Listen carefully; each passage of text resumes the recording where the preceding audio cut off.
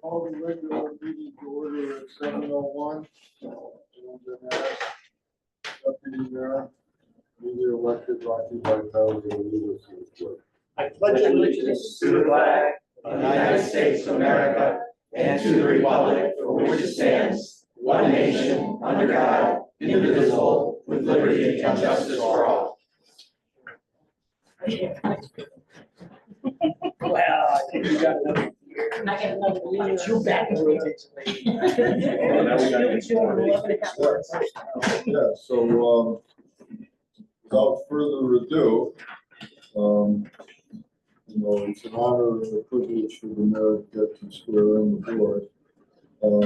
We have 7 returnees and 2 newly elected members. So welcome to our new members, Caitlin and Jose. Thank you. Oh, wait, come on. Let me say this before we start. Feel free to ask questions. There's no such thing as a dumb question. You didn't have to take the course to get elected. You learned a lot, but there's a lot of things going on. The more you get involved, the more you'll see. So don't be afraid to ask a question along the way. Having said that, I'll just start off with my biannual speech. At this board, there's no red, there's no blue, there's only brown and gray. Translated to me, there's no politics, no bullshit, business, what makes sense, solutions, and path to moving forward. So with that premise, let's all rise and raise our right hand. We have the flag behind us. We have a lot of cool witnesses here. And I'm going to start off, you're going to say aye and then state your name. So aye. Do solemnly swear. That I will fulfill the duties. Of the office of Burgess. Of the borough of Naugatuck. In accordance with the charter of the borough. The laws. And Constitution of the United States. The laws and Constitution of the United States. And the laws and Constitution of the United States of America. The laws and Constitution of the United States of America. So help me God. So help me God. Congratulations.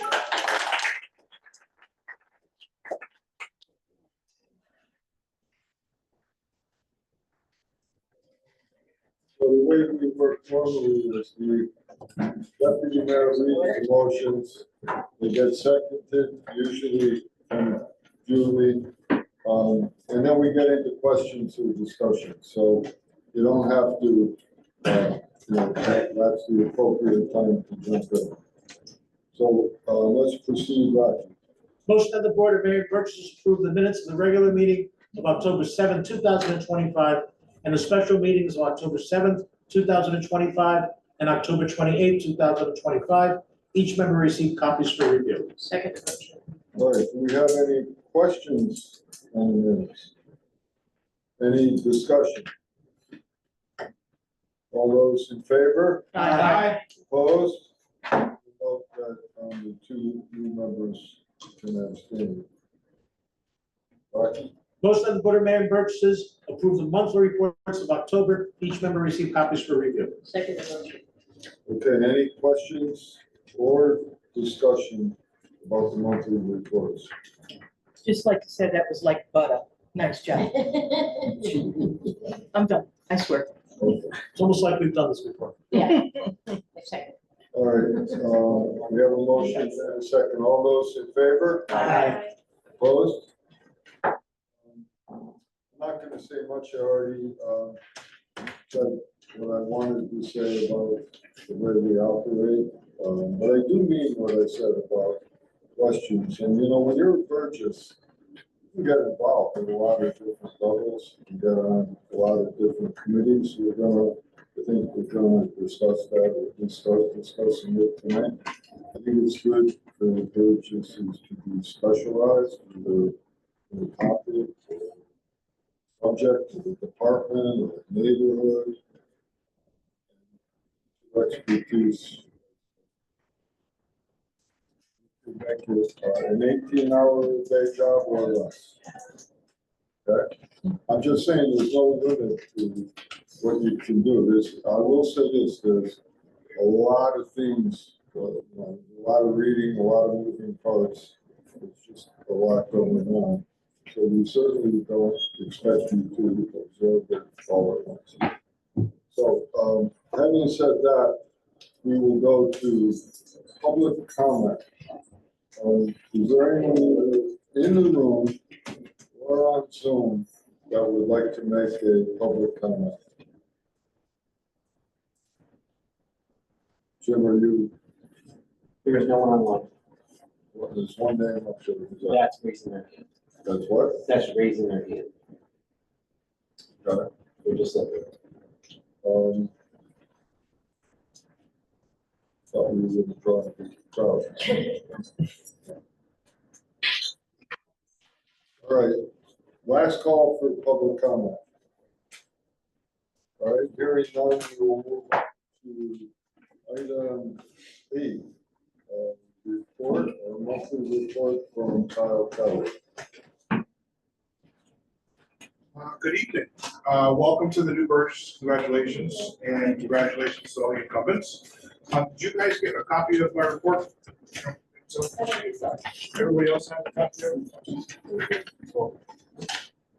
Thank you. I decided to grace everybody with my presence here in person. All right, after elections. I'll keep it fairly brief. It was a very busy month for us, 457 calls, a lot of mutual aid.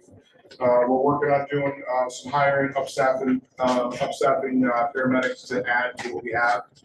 We've been doing it a lot lately. Historically, we've had 2 ambulances with just EMTs and a paramedic and a flag car.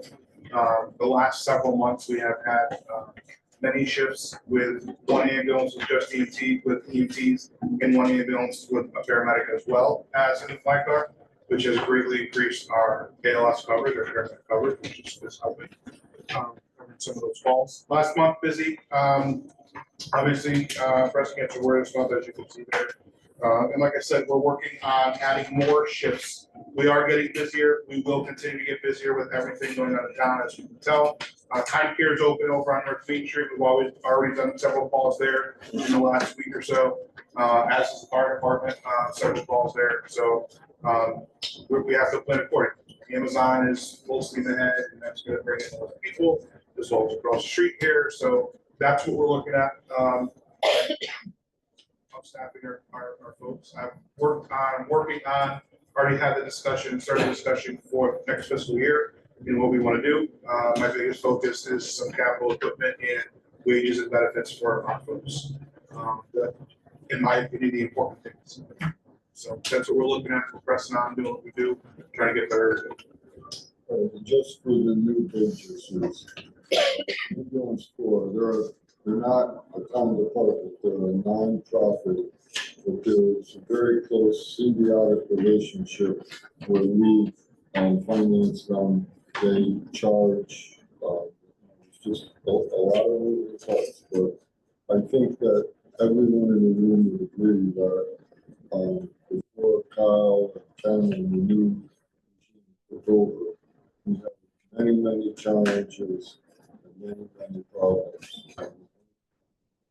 Organization that was heading in the wrong direction and troublesome, the one that is now not only operating efficiently, above and beyond the call of duty, opening other towns.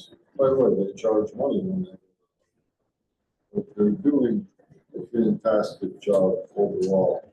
But they do report to us, they have needs for new equipment and the budget, and all these things are interrelated and part of an overall process. We'd like to hear from them because they need our help and we need them to perform. So it's a great partnership. I'll make sure. Chime in, Rocky? Yes, I do. The recent carbon monoxide call, it shows how many towns work together to try and get the job done. But most importantly to me, it shows that, you know, on any call, we're gonna walk in and you've got to size it up quickly. They did it quickly, and there's no doubt it saved lives. Absolutely no doubt in my mind. I agree 100%. The police department, I gotta give credit to, they were working people out of there left and right. The first medic that we had on scene realized very quickly that we had what we call an MCI with several patients, that we had more patients in ambulances. Fortunately, that night we happened to have an extra medic on one of the ambulances, so we had 2 medics there right away. We had a third ambulance from an oncoming crew, and we had help from our partners in Bethany and Beacon. They did a great job. They did a great job. That could have been a really, really bad situation. If something like that happens, the other calls still keep coming in? And they did. And they did. Actually, Seymour ended up, because they called me and said, hey, we'll come up and backfill if anything comes in. And they ended up calling for us in the middle of that. So it is a great partnership that we have in this area with our surrounding community. That was just a miraculous job that everybody did on that night. Really great job. I'll make sure you guys have my contact information. My cell phone's always on. Best way to get me is either call, text, or email. Thank you, Carl. Thank you. All right, we're gonna proceed to item 9 now. I believe that that both of you, Jose and Caitlin, were here last month. So last month, we had a preliminary presentation from Paul Moco, designs, logos, and the road, historical walks, things of that nature. He made the presentation, and he's back tonight to take it further. So Paul, why don't you come forward, tell us what you've done and where you're at. Awesome. Thank you.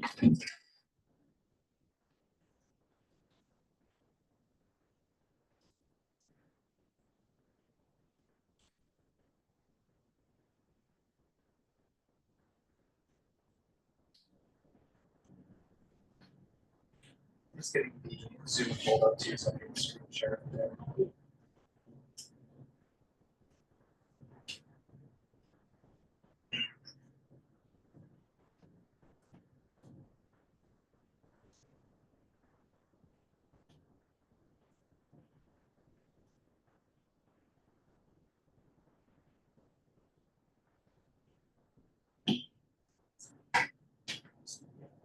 What we did before Zoom, we had charts and maps.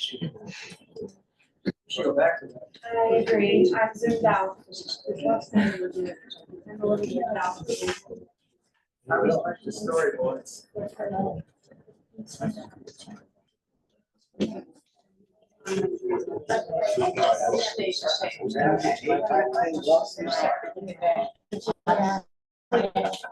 became the judge, see it, I know.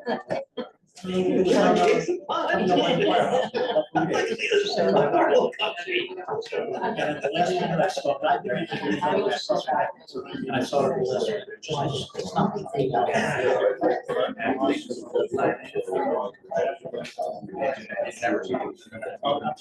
Pretty nice.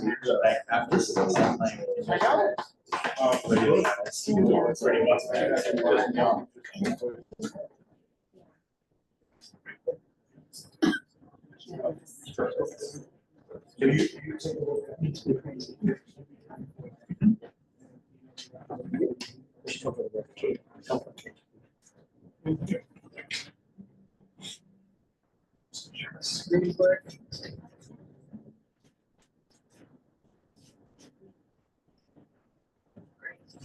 Awesome. Well, thank you so much again for having me tonight.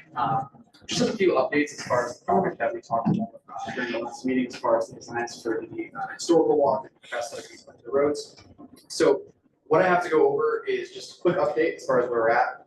And then also I do have an initial concept, sort of a rough draft, kind of what one of these things could look like, as well as some potential locations for us to actually commemorate with these things as part of the historical walk. So I wanted to get some feedback on everything, make sure we're moving in the right direction.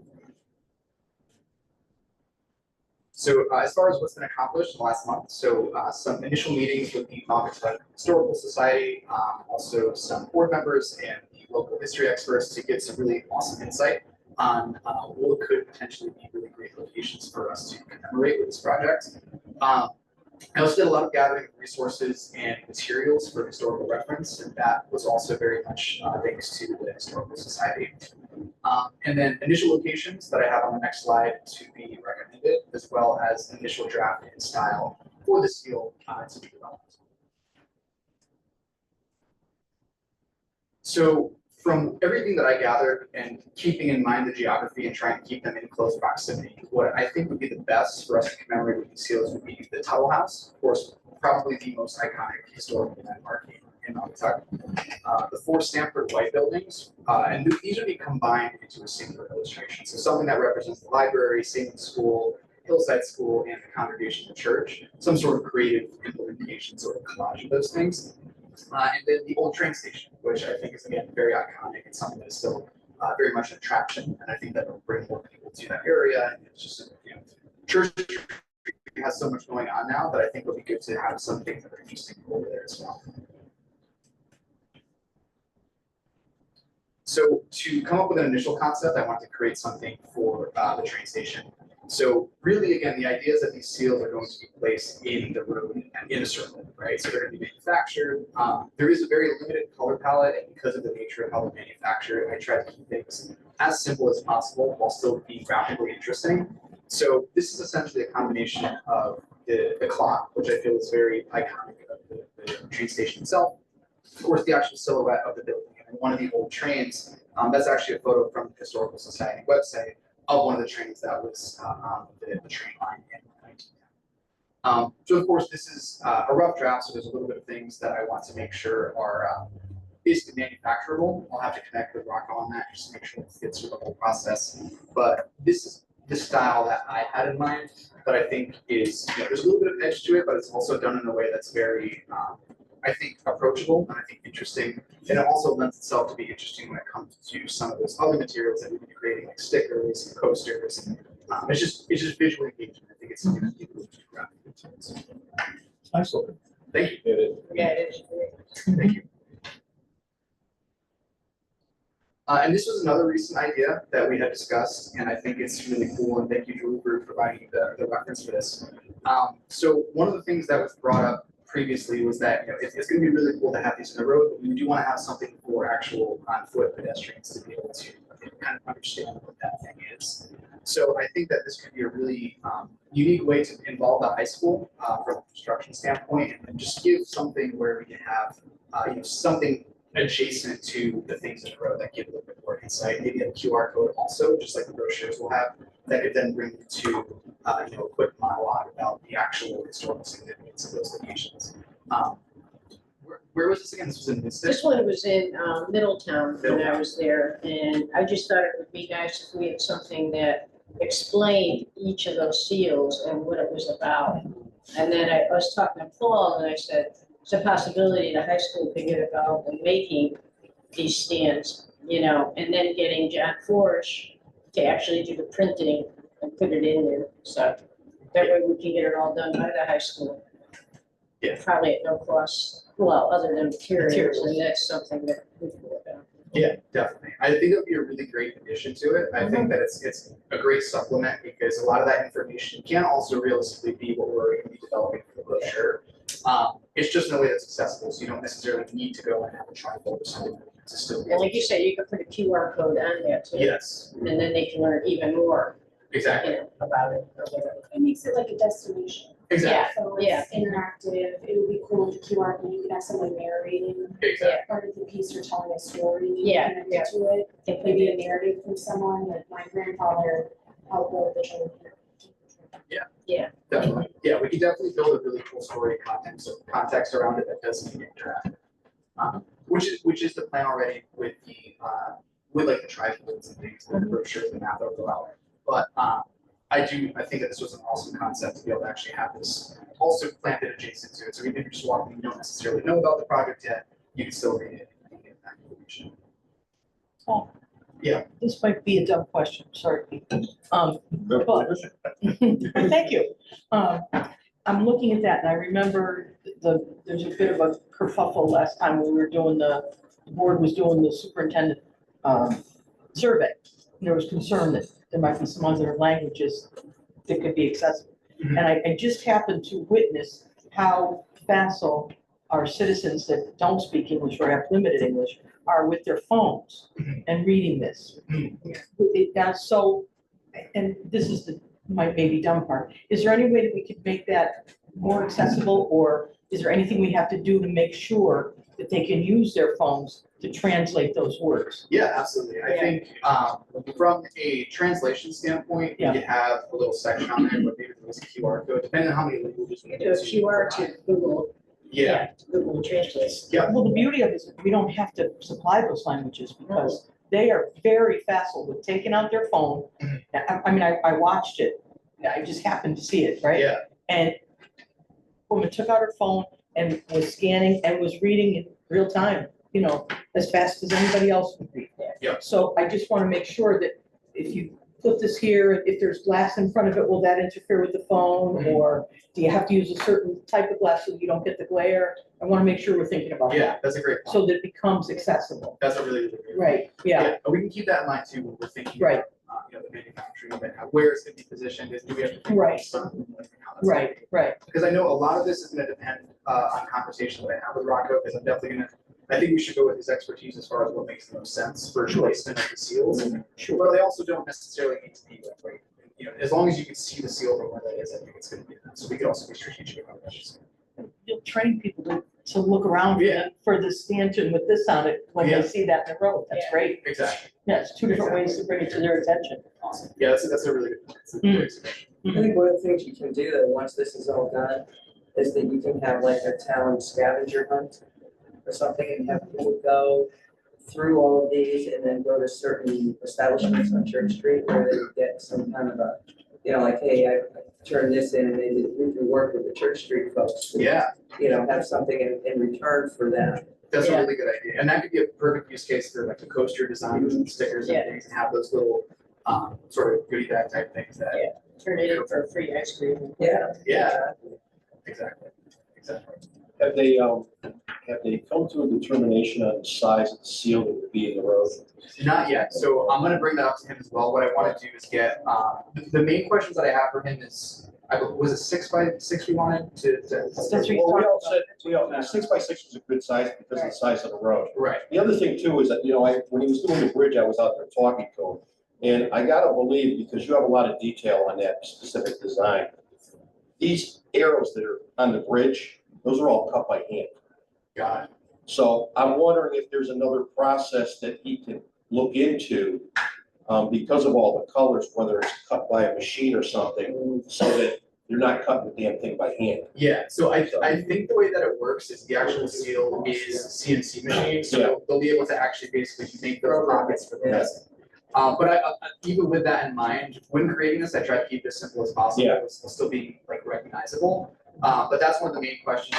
I believe I used 4 colors, so how is that going to affect the overall cost? Because obviously each color is an additional cost. And then also the manufacturability of it. And then I'll also run all of that by him with the size too, and see what he thinks about that as far as 6x6 bridge. He's really pumped up about this stuff downtown, Yeah, especially the bridge. Mhm. This is great for him. yeah, I know he does a lot of great things in Connecticut, but this is a unique process for him. definitely. Yeah, I saw the photos of the bridge from today. It was awesome. I love Rocco. It's great. It's great. So, really just wanted to have open discussion, see what everyone's thoughts were on the actual locations, confirmation on that style in general. That's kind of where we want to go as far as the direction, incorporating that garnet and gray. And then again, once that's approved, what I'll do is I'll send over an email to Rocco that has all those questions as far as the difficulty of manufacturing, with the level of detail, the colors, and then what the estimated cost per seal would be for that 6x6 shape. What you're looking for is comments on the style that you make sure you're heading in the right direction. Yeah, exactly. Well, I thought the design was awesome. Yeah, Yeah. really is. Yeah, the sports logo design language is on point. Thank you. That's a really good look. Thank you so much. Yeah, that's exactly what I was thinking too, because like we have that sort of industrial, but of course, it's such a big piece of non-text. So even the typeface is very much tied into that sort of aesthetic. And yeah, like it has like a little bit of that edge to it, but and hopefully we'll check with him, the level of detail is also simple enough kind of in that sports logo place where, it can be manufactured. And I kind of approached it the way that you would, something that's meant to be embroidered, right? You kind of have the same type of information. So we're heading in the right direction. Awesome. What's next, Paul? Yeah, so that is pretty much it. If anybody else had any other feedback or questions about the project, but next steps for me are definitely going to be reaching out to Rocco, just confirming the level of detail, making sure we're good there. Once I have this okay, then I'll be able to start drafting the other two designs for the other skills involved. All right, questions for Paul? Awesome. Thank you. Thank you so much. Appreciate it. Thank you. All right, decided improvement program. At this time, we have 3 completed applications. We have 2 partially completed applications.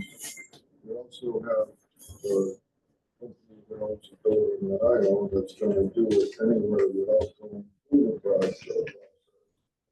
And in addition to that, we have 30 Church Street that's owned by the town.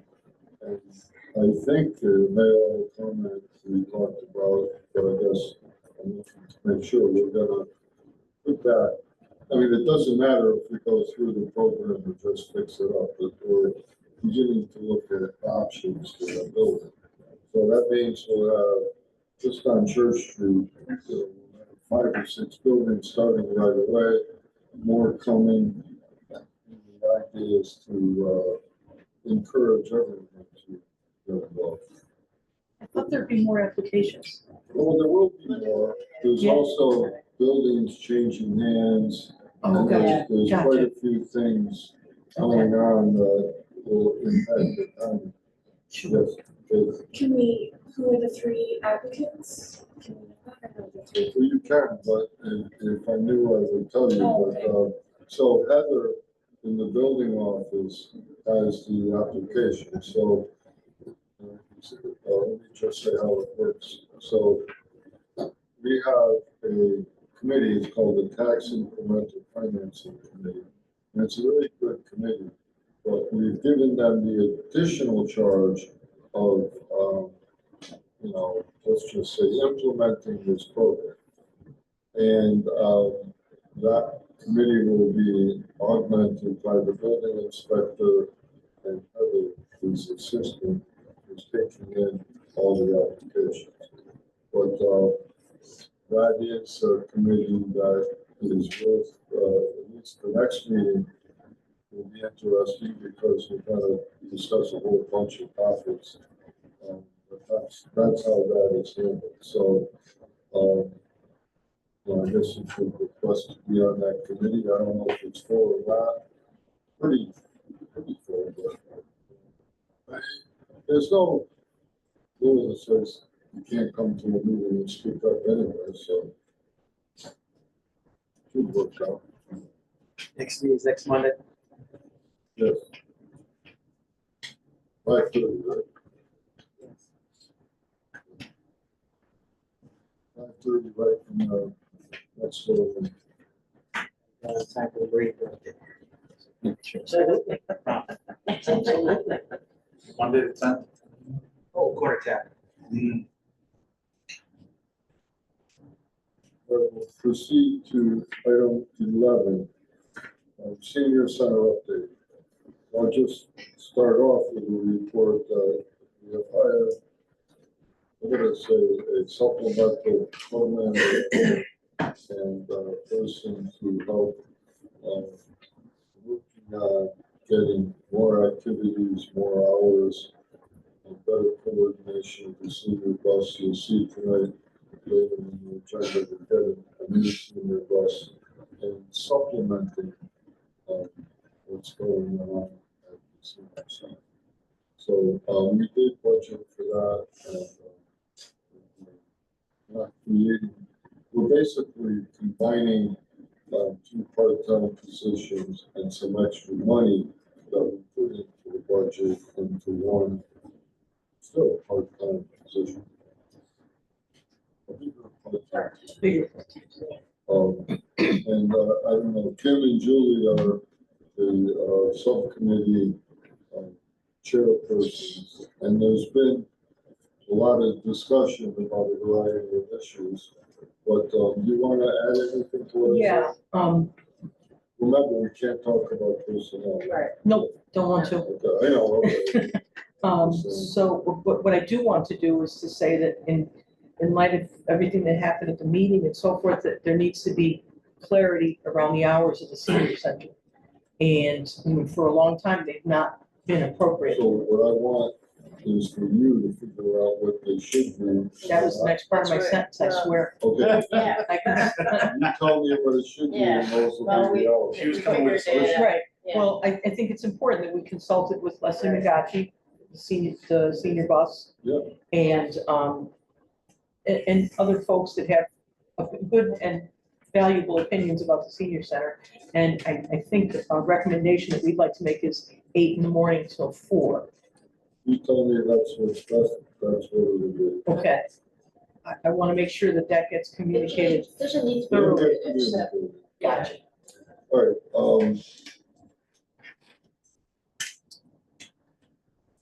any questions? Well, I think the main thing is just developing a lot of new programs. Mhm. That's gonna be the main focus. And the other thing I should mention is, don't forget that this board, we, beefed up the oversight board. They have more meetings, they're more actively involved.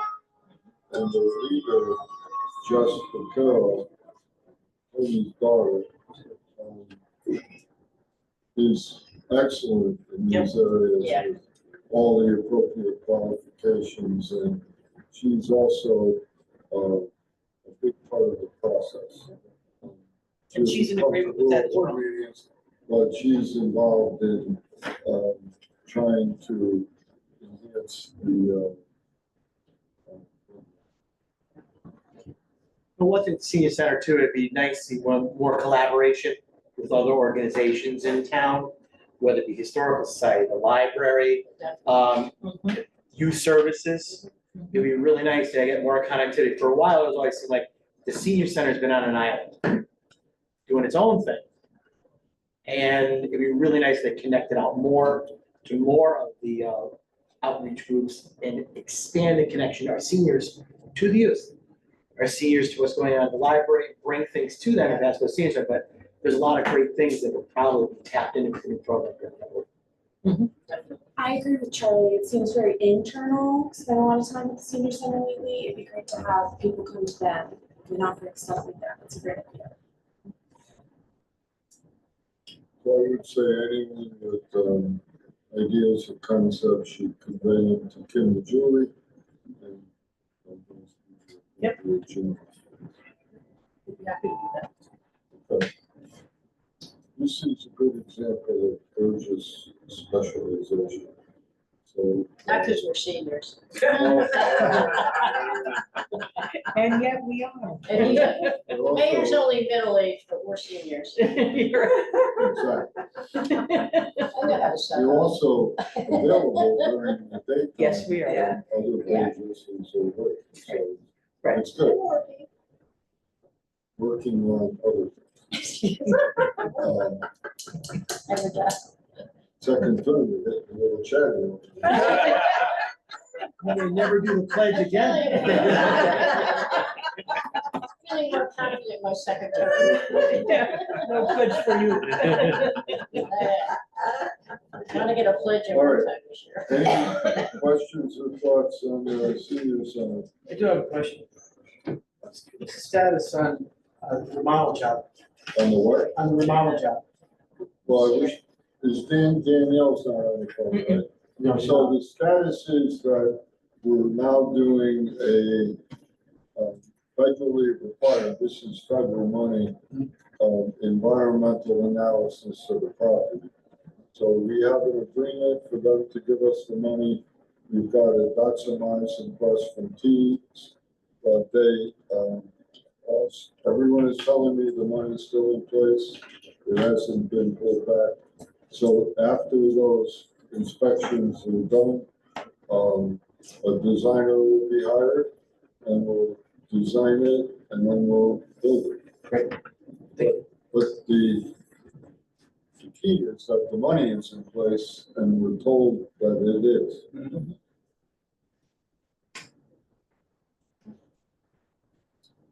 Okay, we will proceed to Royal Nugget development plans. So Church Street on schedule, finishing touches, ongoing. You know, and just a comment, I guess, more than a report, but, you know, the whole notion of Church Street is, this is, you know, it's not like we finished the project, but as I said, it's the end of the beginning. So now we're getting to the cool part of designing it, refining it. We're starting to do the parking lot behind 30 Church Street. We're gonna have murals and projects back there. We're gonna have lighting in the alleyway. We're gonna have some tables, and other parts of Church Street will be upgraded.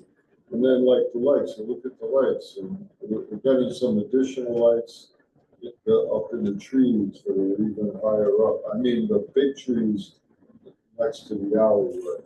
And like with any project I work on, you know, you keep tweaking it and looking at it. And if someone sees something like these seals and locations, but you know, this is a pretty good place to bring it up, or to just call me up if you have a thought. But the whole idea is to just keep making it better and better, getting more and more people to come that have their own little destination businesses. Great. And I will say there's a lot of activity and talk about new things happening. And one of which I may discuss in executive session. If it's on there, I think it is. And it's pretty cool. Maple Street on schedule. Where's Jim Stewart? Smart. Yes, Stuart. Gonna be done in November, I think, for Thanksgiving. Except Rubber Avenue, they're doing the pavement this week, right? The whole street? The whole street. There's a special mix on the roundabout, but they ran the first course coming from the last part of Three it. courses. From Rubber Avenue down, the 3 courses were in the roundabout, they had 3 steps out. Gonna have They 5 do steps. 5 in all, steps, there's 2 more to go. So that's why for the people who wonder why everything's so high, it's because there's 5 places less.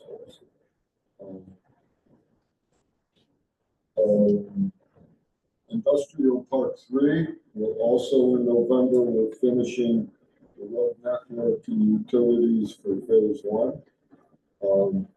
And we are designing phase 2. So that project is also on schedule, on time, and budget.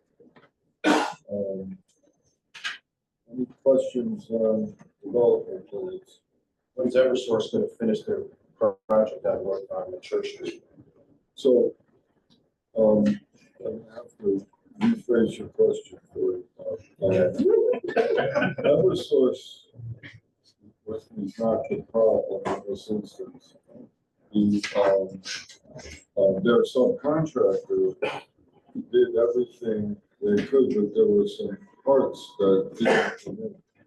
So we're using the generator only because we can't hook up to the transformer without some parts that should be here any day. And as soon as they are, they'll get hooked up. So basically, done, yeah, almost done. And then Rubber Avenue after that. Much more. Well, a lot of Rubber Avenue was done, there might be something for something. So when Jim Stewart comes back, we'll ask him, because I don't know the answer. I just hear from people that walk Rubber Avenue that it's dark. Oh, that doesn't mean they're not done. That might mean they're on traffic lights planned, so I don't know the answer to that. It's no darker than it was before. Rubber Avenue, so it's been dark. they didn't change anything, the Cobra heads are still on with revenue. They didn't take anything away. Well, I'm gonna say that I believe that Eversource has already completed their contractual obligation, so They were moving whether it needs another light, I don't know. I think that's something to consider, because the sidewalk is remarkably better than what it was. We were always hoping to increase foot traffic on that corridor. Then maybe that's something we look at into the future as a way to better light that corridor as we move forward, even though it's not part of this project, but something to think about that we need to put on our possible agenda is putting lights in on those sidewalks so we can have safety, especially near the crosswalks that we should put down. Hold on, Mr. Chatfield. We're expecting a report on the game. They won 3-0, so they won. Yeah, They played Friday night at the high school. awesome. Oh, great.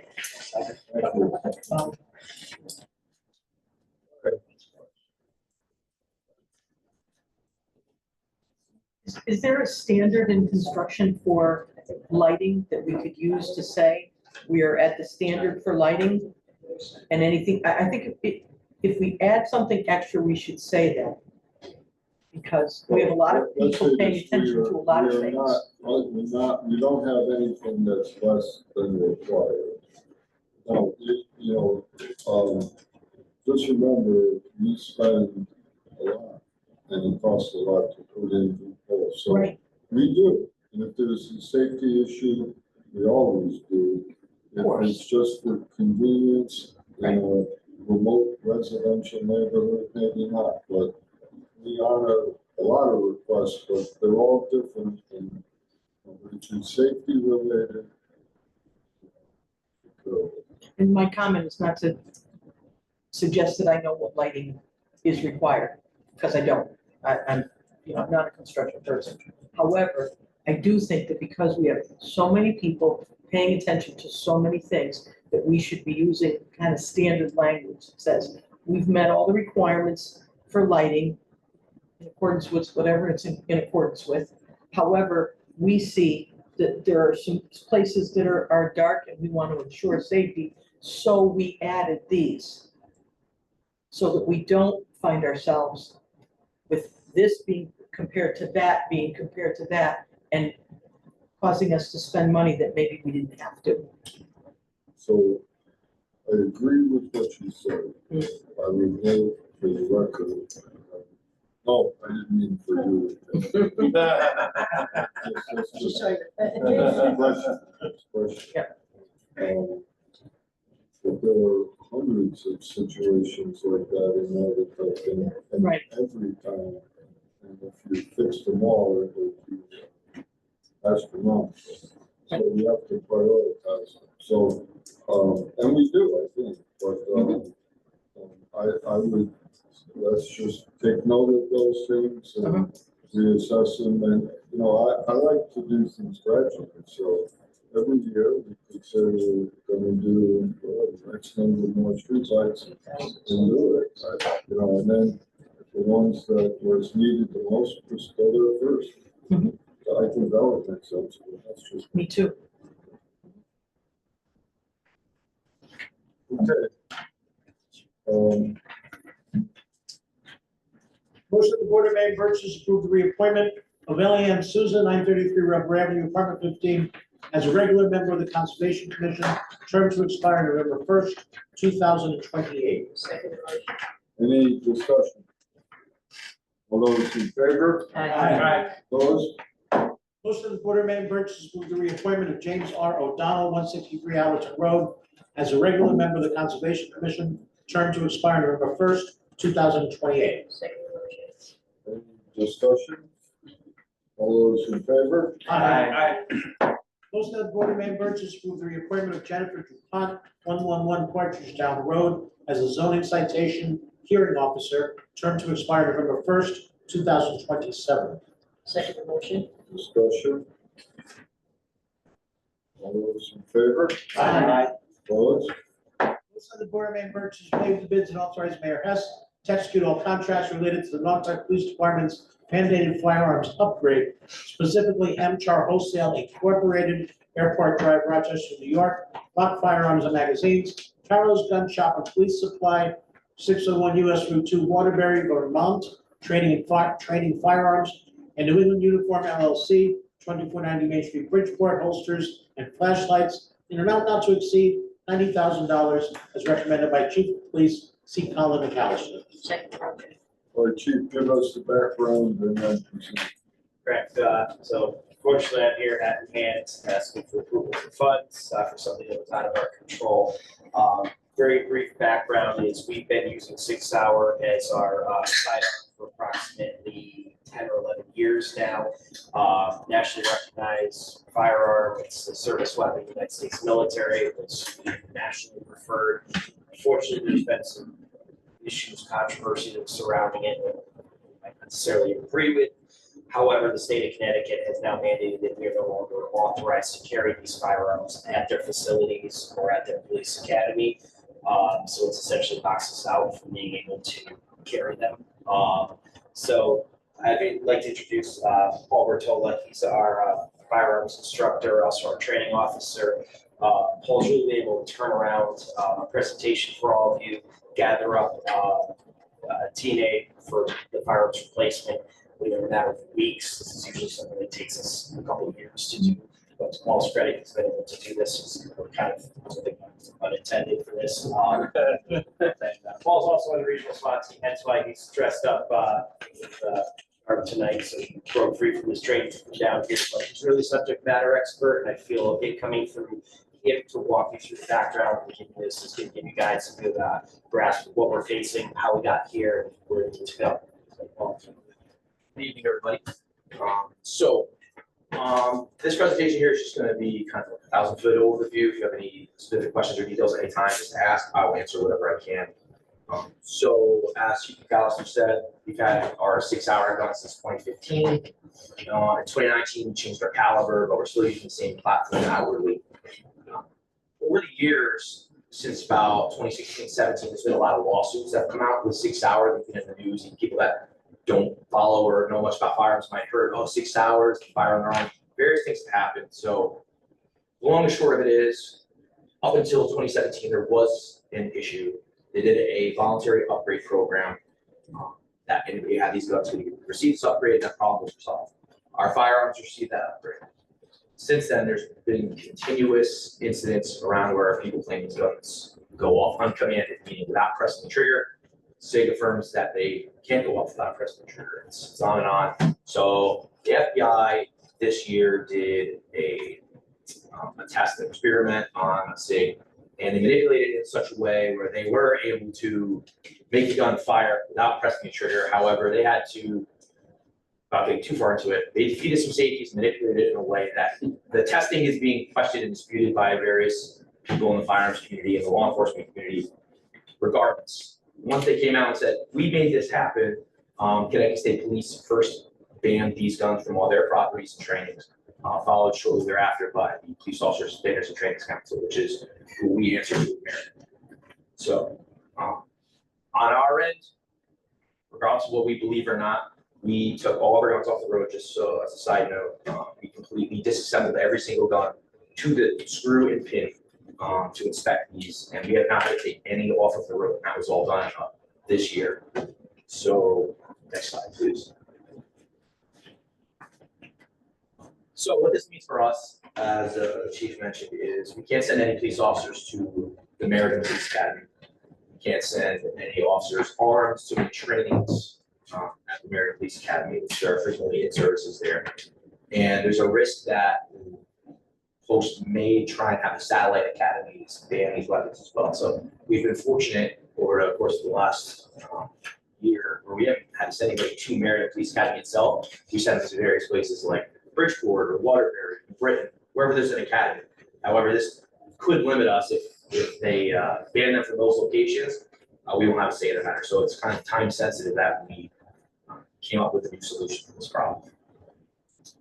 So we tested 5 guns, and the Glock Model 45, the Walther Model Heckler & Koch on the 9, Springfield Echelon, and a Fabric National 509.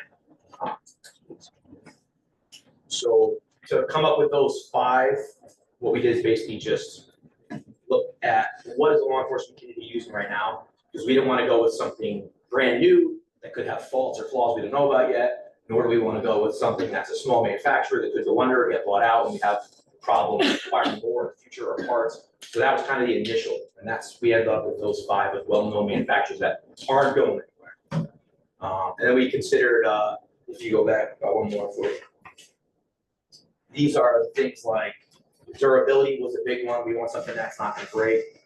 We want ease of training. So some people are very good at some things, others are not so much. So we want to be able to, that the person who's not a good firearms shooter, for lack of a better way to put it, that this is going to be something relatively easy for them to transition to and learn how they operate.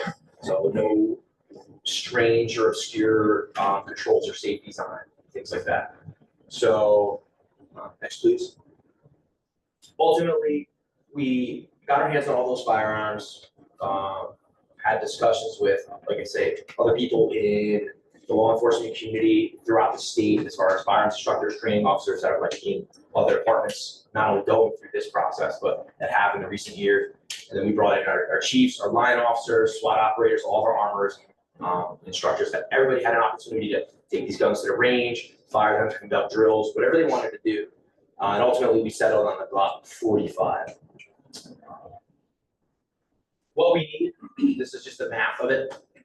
It's 79 firearms themselves, and the breakdown is next to it. That accounts for our full-time officers, our supernumerary officers, 8 spares for breakage, or if there is any officer-involved shootings where the state seizes these guns temporarily, or we get new hires and we can't order one fast enough, just so we have some on hand. And then some extras for training. So red dot sights, the gun we selected actually comes with that already. So not only does it make it easier for us on a purchasing perspective, but it's a cost saving because it's one package. Then we need holsters for all the full-time officers, plus some spares, flashlights for every firearm. And the next item is simulition / training glocks. So those don't fire live ammunition. They're blue in color. They fire with what would be almost like a paintball, but smaller. We use these for force-on-force scenarios and stress drills for our officers. We can put them in like mock scenarios, and it gives them a level of stress that they wouldn't be able to get otherwise. So 6 of those items, and as well as 40 training magazines to be used only during training. So the officers don't have to take their personal equipment off their duty belt, go out and bang them around, drop them around on the range. They can shoot them every so often, make sure they're operational. However, they're not going to receive damage. The price for the firearms with the red dot is $732 per gun. So a couple notes on the price. So Glock has a set pricing structure. How they do it is, so this particular package came out in January of this year. Pretty quick, it gained traction. A lot of law enforcement agencies around the country have been pursuing this, especially the ones that are moving from the SIG 320 or PR. They ceased sales to all civilians and all law enforcement officers who weren't purchasing through their agency because they just can't keep up with the demand. So anyways, so $732, the next option we looked at was $19,000 more. The second option when we were doing the testing and all that, so I did want to mention that. Holsters are, oh, I missed it. So pricing structure, that's what I was talking about. So how Glock does it is there's 3 distributors that are allowed to sell within the state of Connecticut. That's it. Those 3 are authorized. And they have a set price that they can sell at. We could go with Glock direct, however, we'd be spending more money. So they charge us like $5 extra per firearm. So no matter which of the 3 distributors we go to, we're looking at the same price here. Holsters are $189 each. Flashlights to fit in within the holsters are $186 each. Simulation training guns are $454 each. Training magazines are $17.99 each. Total cost to the borough initially would be $88,634.60.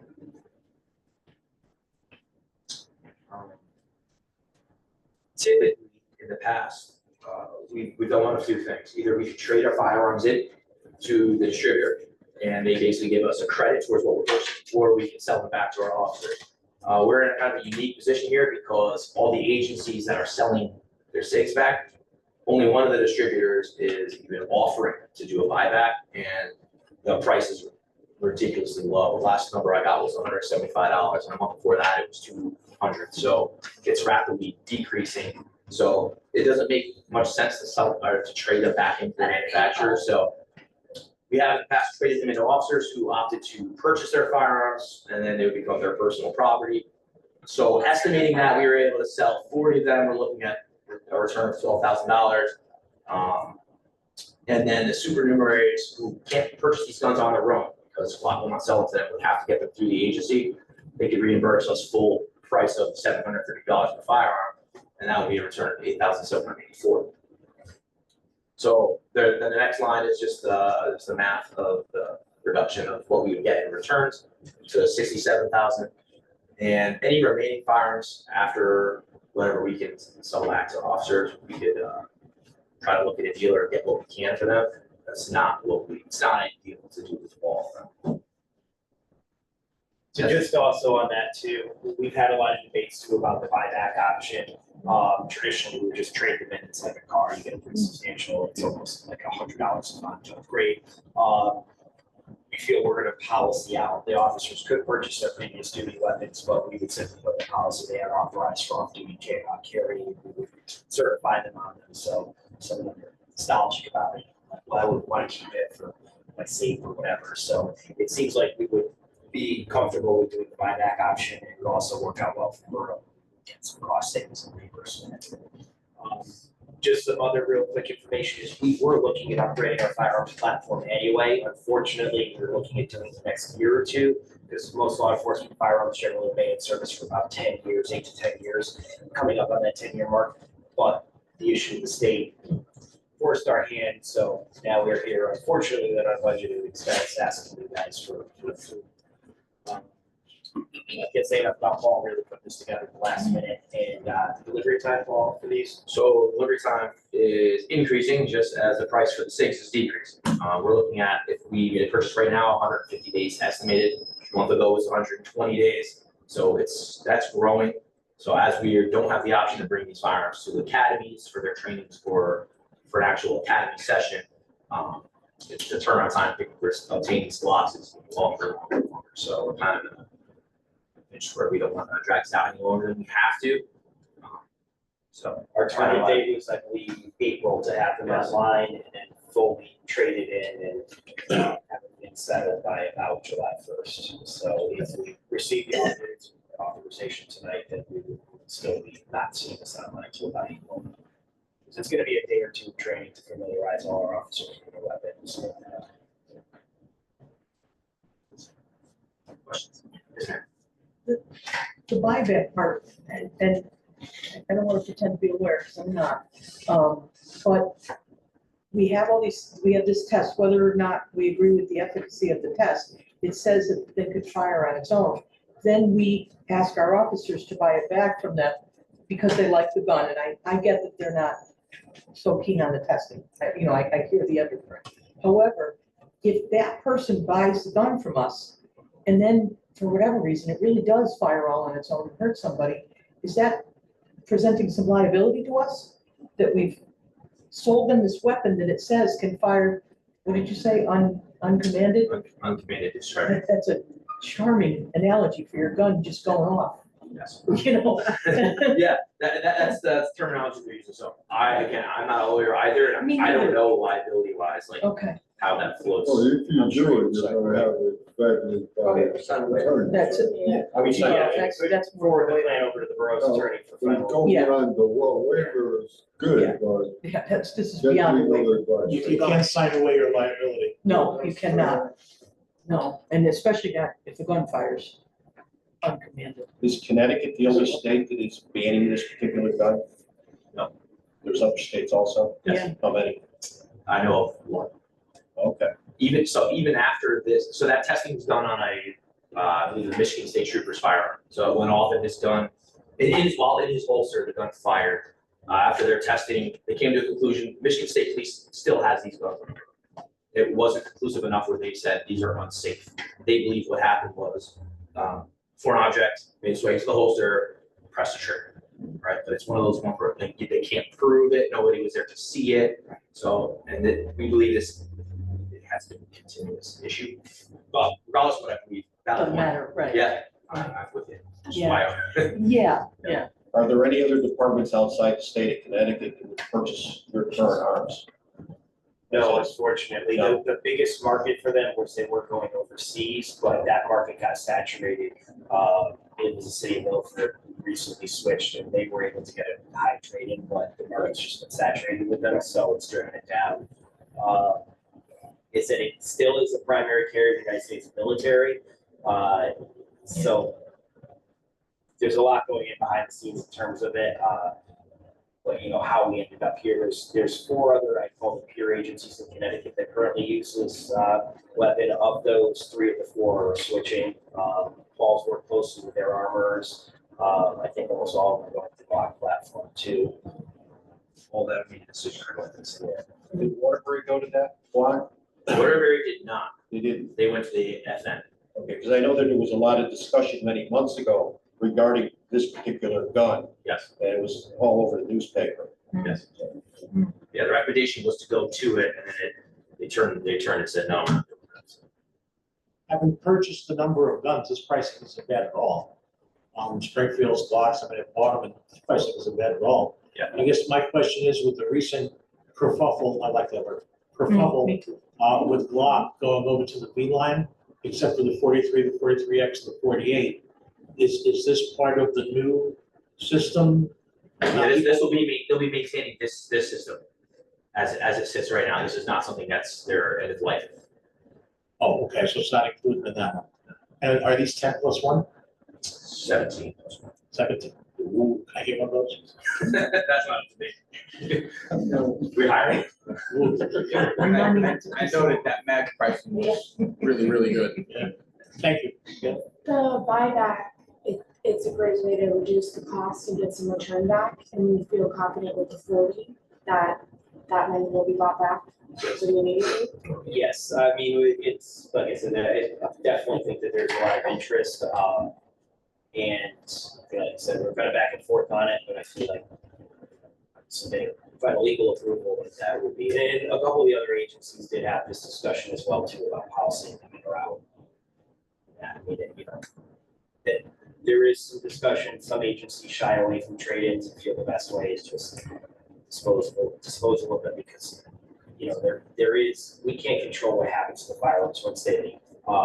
And that is a national discussion, so the major agencies trading their firearms off of a block or a whole distribution. So one of the unfortunate things is we will find these firearms used in other parts of the country because we have no control where they end up. So some agencies, some municipalities have made a decision that they don't want that, and they just want them destroyed where they're no longer. But it's a financial luxury, but some municipalities have made that decision. But our traditional practice has been trade-ins. I was gonna ask that question, that was my follow-up question is there an option for them to be destroyed? So that's interesting. Now we just bring down the price of ammunition. Got like crazy over the past 3 years. Yep. So it goes in cycles. And more important. Sure. So Paul, Chief, this is your recommendation on the procedure. It's the most, I'd say, affordable of the options, but that we didn't go into it looking like we wanted to just go for the bare minimum. We wanted the most effective, we wanted what we felt would be best for our officers, and it coincidentally happened that it was the block. Definitely tested all the different platforms and felt this was best, and then just, you know, without getting too much in the weeds, it is Connecticut, it's about 80% of the market is Glock for firearms for law enforcement. It's about 60%. So it makes everyone's life a little easier with parts, replacements, holsters, accessories, being able to get that. If you have any, you know, turnarounds or something, or distribution time disruptions. How do you like the gun? I really like it. Cool, I buy one tomorrow if they were to sell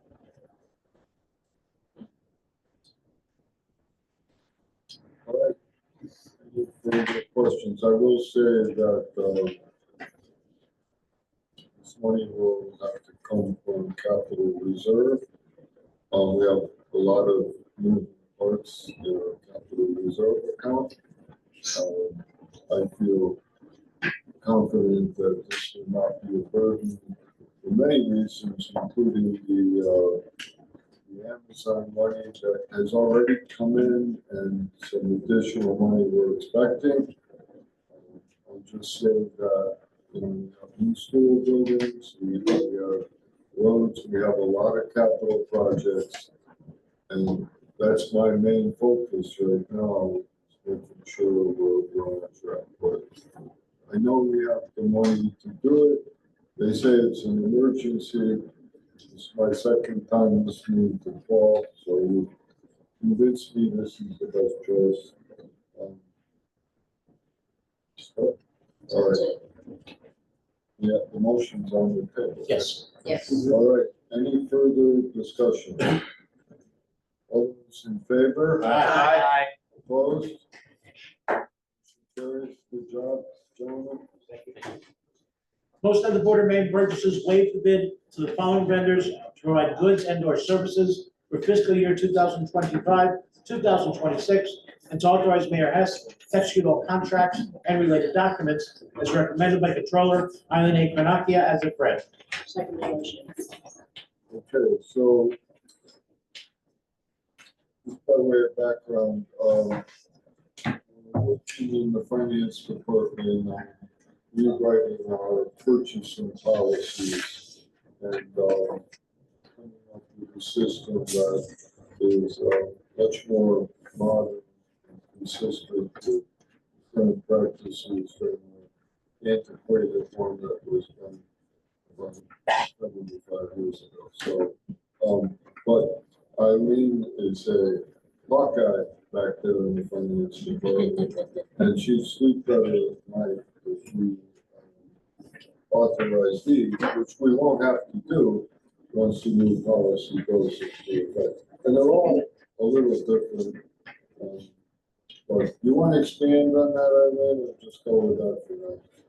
No, if anybody has any questions, I'd be happy to answer, but just the approved vendor status currently is, cannot exceed $5,000. So this is where these are all over $5,000.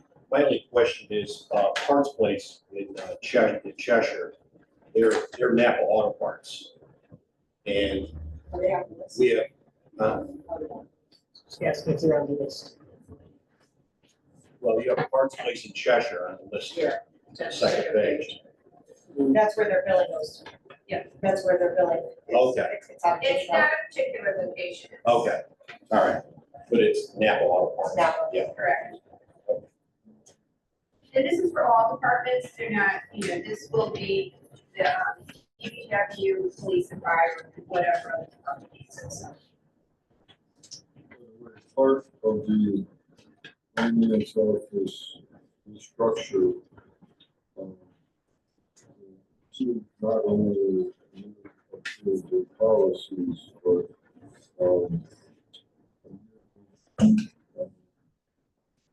let's just say some new manpower in the purchasing, which will probably be done with accounts payable and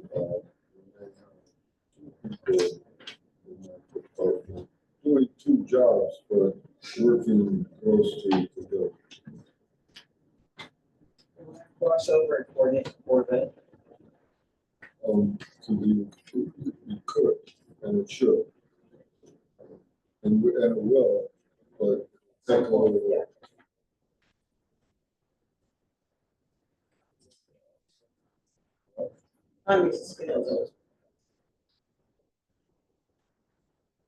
The questions, discussion?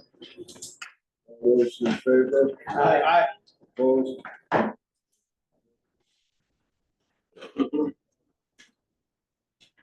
So, Item 18 requires no action. But we have an emergency structural repair that we have to face. And I'm have Chief Banks explain it. And it's. Go ahead, Chief. Okay, let's Jim get it up. So a little bit of history. Firehouse was built in 1909. It was actually the location of the original train station. Moved Water Street. 1991, 92, we did the addition off the back. If I remember, it was no problem. So problems right from day one with the subcontractor.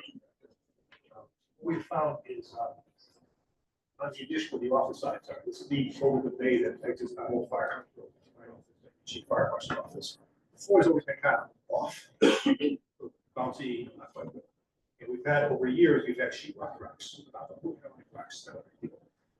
It's been getting worse, and we noticed over the past couple of weeks, as you walk in towards the office, this central area here is sinking. It's like under the hard panel is dropping, 4 feet is dropping 1 inch, only back. Oh, no. What could possibly go wrong? The walls are actually separating, the walls are cracking. Now, this drop ceiling here originally was a light shaft, and once we covered it up years ago, keeping 40 feet of dead space. We opened up the ceiling tile. There's 1 inch crack across the sheetrock up there, it's going apart. On the other side, it's 2 inches over 4 feet. This is right outside my house. You can see the floor dipping down. So same thing, the walls are pulling off the ceiling. The server room. And the storage room that's behind that first camp. But we contracted Mercy Repair. This is something that's happened like the last couple of weeks. We contacted Mike Massacott. He brought in Eric Robotic Construction with a plan to open up the ceiling. The ceiling in the firehouse. This is the exit towards Old Firehouse Road up left. So we have metal slats and all the wiring up there. Electrical wiring, internet cabling, networking cabling, sprinklers, electrical, plumbing, all. So they very diligently removed the sheetrock that was up there. Exposed the truss and everything. Well, this is been working with Bill Hersman, who will do it today, next subject.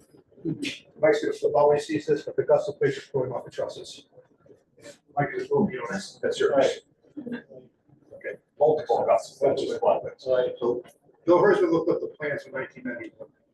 The original plan for that overhead door was a 22-foot door. Sometime during construction, it was changed to a 26-foot door. It's an extremely heavy door. The trusses were never re-engineered for that. In order to re-engineer those trusses, they had to be taller, which would have lowered their ceiling or put the second floor in a different way. So he did field modification, never redid the calculations on it. And over 30-something years, the trusses are going. So at this point, it's not going to collapse, but we're still concerned about it. The Hersman has found a solution that basically going to be involving jacking the floor back up, getting it back into place. And there's a company that makes a basically repair kit for this. They sandwich those trusses and reinforce them. What's it cost? I don't know yet. We thought it was going to be a lot worse than this. If the trusses were snapped, broken, it would have been a major chip. Right now, they're just basically those gag nails in the pocket. So it's fixable. We don't know what the cost is yet. I think construction said they can handle the job. My best guy, Bill Hersman, is confident with that. So much. You did a repair with wood or steel? We had a similar issue about 12 years ago in our conference room. We had to replace the roof, we opened up the ceiling, and one of the trusses was rotted. When they built that roof, they put plastic sheeting between the plywood and the truss. As the roof leaked, it rotted the truss. And, that had to get, they basically gave them a half-inch plywood and bolted it. But it wasn't as severe as this, it wasn't collapsing. But I believe it's going to be the steel or half-inch plywood.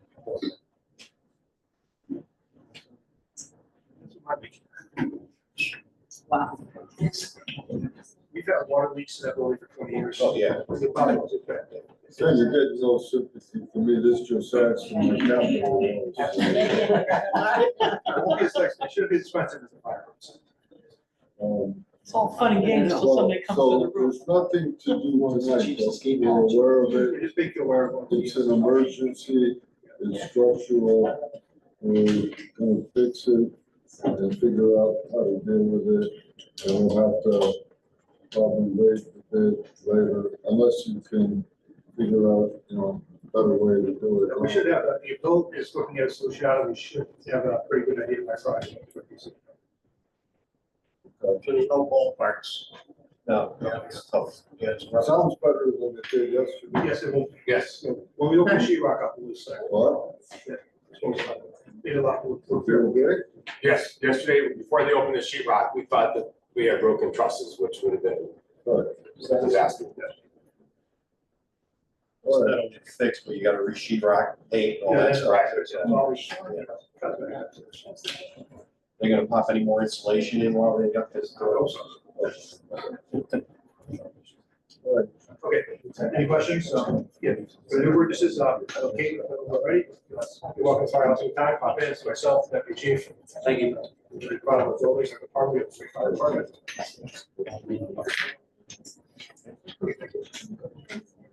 All right, thank you, Chief. Do that on the trusts. 19. Motion that the Board of Mayor and Burgess approve the following vendors to continue to provide goods and/or services on passage and through June 30th, 2026, and to authorize Mayor Hess to execute all contracts and related documents as recommended by Controller Eileen A. Cornacchia as if read. Second motion. Okay, this is just standard, for the new Burgesses.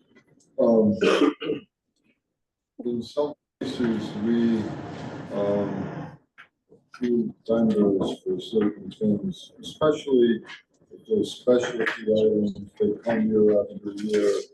And, people have a very close relationship, and there's virtually no other choice. So what we need are other unique situations. And then that gives them a little more flexibility when it comes to getting pricing and things like that. So, in this case, we want to approve these vendors, but, basically, anyone who's qualified and give us a better deal than what we have, would be welcome as a vendor, so.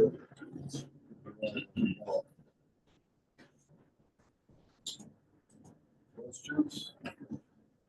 Discussion? Eileen did come back online, although she had to leave, so if you have questions of her, she is available for them. I didn't realize she left. So. I'm here. Ratted her out, man. No, she texted me, so I stuck her back in. She left without. It's my father's birthday. I gotta go. Fine, I guess that's a good excuse. Right. Well, let me look here, right? After item 21, you can go, okay? Sure thing. Well, I'll stay on the call anyway. I'm just remote, hybrid. We'll be there after the meeting. All right, any further discussion on item 19? All those in favor? Aye. Opposed? Motion the Board of Mayor and Burgess approve the filing of a traffic generator application to the Connecticut Office of State Traffic Administration, host of parcel B, Penrose Phase 2. Second motion. All right, so I don't even know if we need a motion, but we're gonna file an application every time we do a major expansion. We have to check with traffic control, so we have a pretty good idea of where we are, but the requirement. Hopefully it'll make us change the road. Yeah. So any questions on that? Jim, you filled out this application, right? For the OSTED, Yeah. The Yeah. Kleinfelder. yeah, Kleinfelder, well, Okay. So a traffic engineer filled out the application. All right, any discussion? All those in favor? Aye. Opposed? Motion that the Board of Mayor and Burgess approve Public Works Director James Stewart to sign a change order with Down to Earth Consulting LLC for environmental services for remediation of parcel B in the amount of $96,184.51 to be funded from TIF funds. Second motion. All right, so this involves the let's say, the completion of the phase one project on parcel B, we did have an overage. It's mostly in the area of the structural materials in the ground had to be taken out. All the material had to be processed and put back in the ground. And most of this money is testing that was mandated by DEEP. We had to test it like 3 times. And there's no way out. Now, on the positive side, this is not capital reserve. We're going to use TIF money. So we know that we have earned, I forget the number, but $1.5 million in interest on TIF. So we certainly have the money to do it. So TIF doesn't affect the budget or the general fund. It's money that we have for downtown projects and industrial park. Have the other 2 sections of that property been analyzed? Well, there's different levels of analysis. So the answer is yes, they've been analyzed. But when you go to build it, on phase 2, we're going to see 2 things. We're going to see some of the same materials in the ground. And we're financing that through CNDA. And then there's also there's some tunnels down there that are going to have to be filled. That was my next question about that. So those 2 items will impact phase 2 on parcel B, and our plan is to deal with those through CNDA. Who they go to? What? Tunnels go to? Well, one of them goes into the website. Cool. That's pretty cool. Yeah. And they work between buildings. So what are they filling with? Dirt or concrete or stone or? No? I guess it depends where they are. If they're in the foundation area, that's different, but I don't think they are. I think they're in the parking lot, so yeah, it will probably be just very.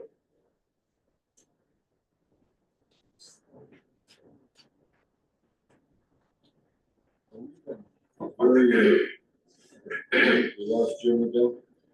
Yeah. Very. I'm going to say clever.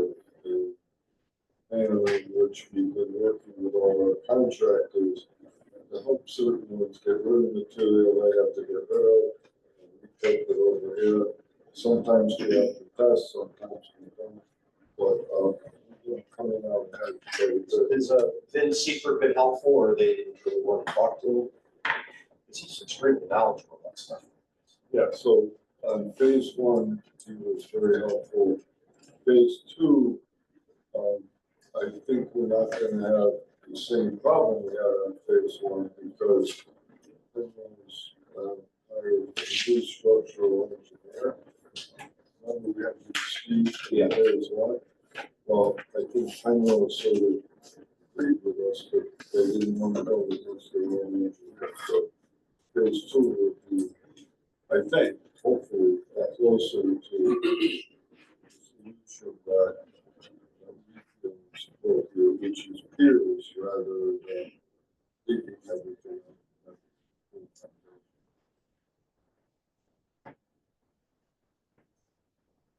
Any questions on item 21?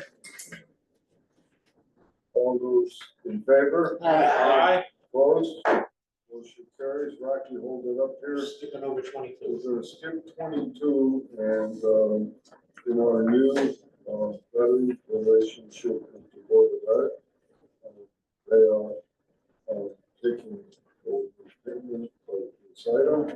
So they will approve it and pay it. Again, a lot of cooperation between the town and the Board of Ed, and things are going great. 23. Motion of the Board of Mayor and Burgess to adopt the following resolution regarding the Naugatuck East Side, West Side Connectivity Rail Mitigation Project that was read. All right, so Jim,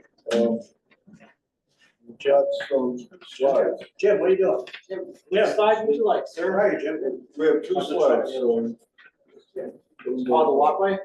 What? The walkway slides? Yeah.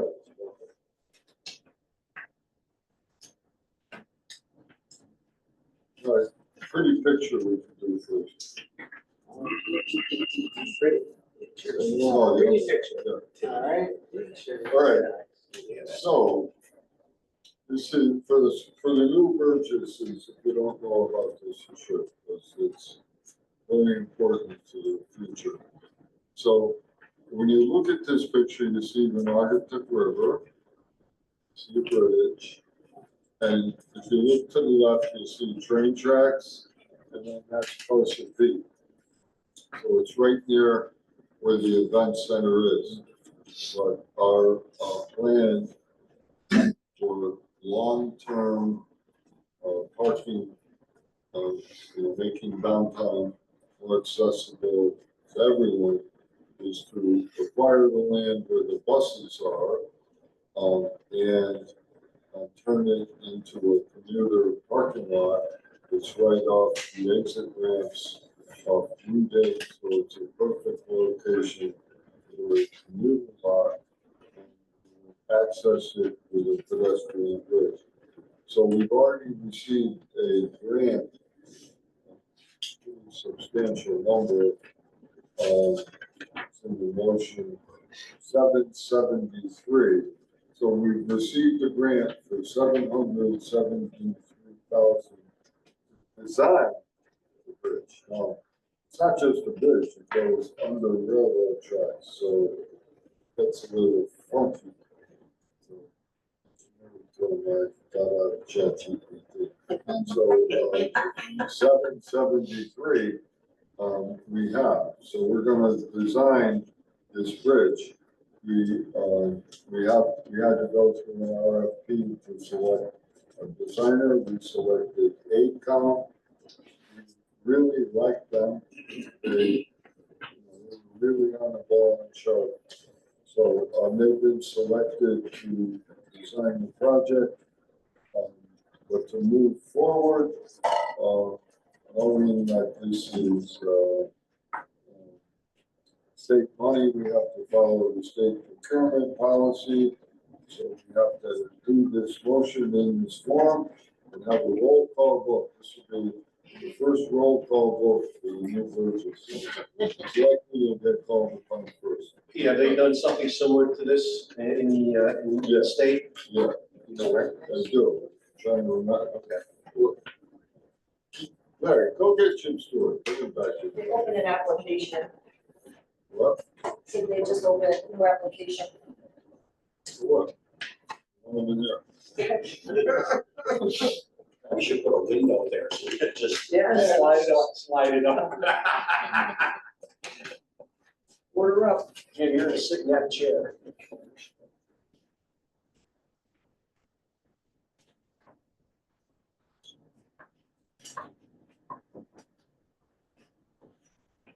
Man, Jim, quick question. We'll send you back in. Oh, good. No, I prefer to stay here. I know you do. It's I know you do. really tough in there. I get it. When ACOM, remember they gave us a presentation and we loved them, Yes, and they done this somewhere else. Where was it? that's the easy question. Yeah. I don't know. It's about that question. Well, they did. They've done it Oh, yeah, before. they had great contacts with the train people. I don't remember exactly where. I'll just say, Just email it.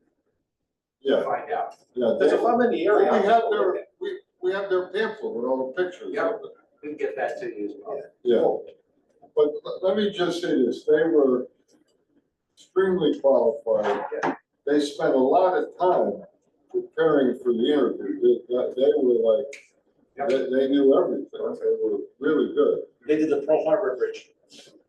The bridge, They did the Pearl Harbor Memorial Bridge. I think they may have done more too.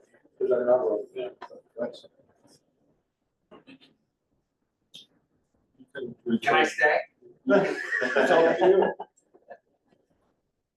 All right, any questions or discussion on this motion before we proceed to a roll call vote? Okay. Nathan.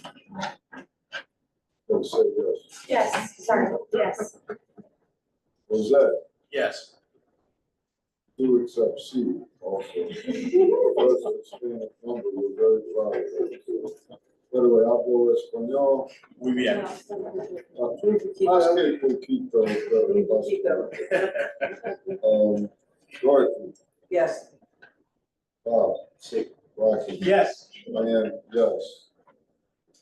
Yes. Mike, Yes. Charlie, Aye. Tim. Yes. So we're gonna consider that unanimously. Yes. All right. Jose. I'm gonna start to go first. Okay. All right. So let's go, Rocky, to 24. Motion of the Board of Mayor and Burgess to adopt the following resolution regarding the Naugatuck River Greenway Trail Phase 2 project as if read. All right, so this is very exciting also, and it's got a little background that I should supply them.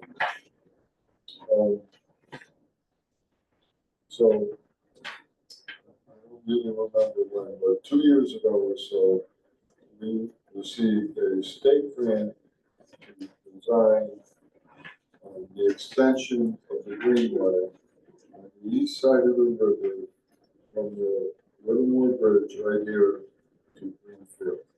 And we're proceeding with that project. What happened was, Naugatuck Valley Cod wanted to do a project, I forget where, but from, say, Thomaston to Greenfield, a much bigger project. So we agreed that our grant could be combined with their grant, and they would all be done together. And supposedly that would have made it easier for us to get. So we did that. But then the federal government pulled the funding to Naugatuck Valley Cod, but we still have our state funding. So we're gonna go back to where we were and use that funding to design the trail. I mean, the greenway. Also, well, that's about it. That was behind Rich's Car Works, right? Yeah, Yeah. and it's interrelated with the pedestrian bridge, because the pedestrian bridge and the parking lot, I believe, are gonna be a massive benefit to downtown, because I believe that what's gonna happen is that people in Waterbury, well, the east side of Naugatuck, Middlebury, surrounding towns, when they wanna go to New York City, they're gonna drive to Naugatuck rather than, say, Waterbury or somewhere further south. And in a nice, safe, convenient parking lot right off the highway. Sort of like Fairfield Metro, people go there because it's easy to park, get a spot, and it's safe. And so we're gonna have the same thing, and that will provide more business downtown, because people come, they get on the train, they come back, they go out to eat, vice versa. So it's a good thing. And the greenway is important because just think about it. You've got a lot of people walking around now, but there's going to be more options. If you want to walk a mile and a half rather than 2 miles, and cut over the pedestrian bridge, go up the greenway. So it just creates a lot more options for walking and having a walkable, livable, green, sustainable downtown. five destinations. These are all the routes that we- Kayaking, you have to bring. Or flat, water. Shovel. So, before we go to a vote, are there any questions? Jose, Por entusiasmo. Yes. entiende. Yes. Gracias. Caitlin, Yes. Dorothy, Yes. Bob. Yes. No, see, it's Italian also, yes. I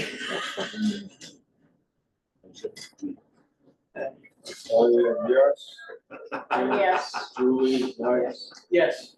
Charlie, Affirmative. Tim, Yes. all right, another unanimous vote.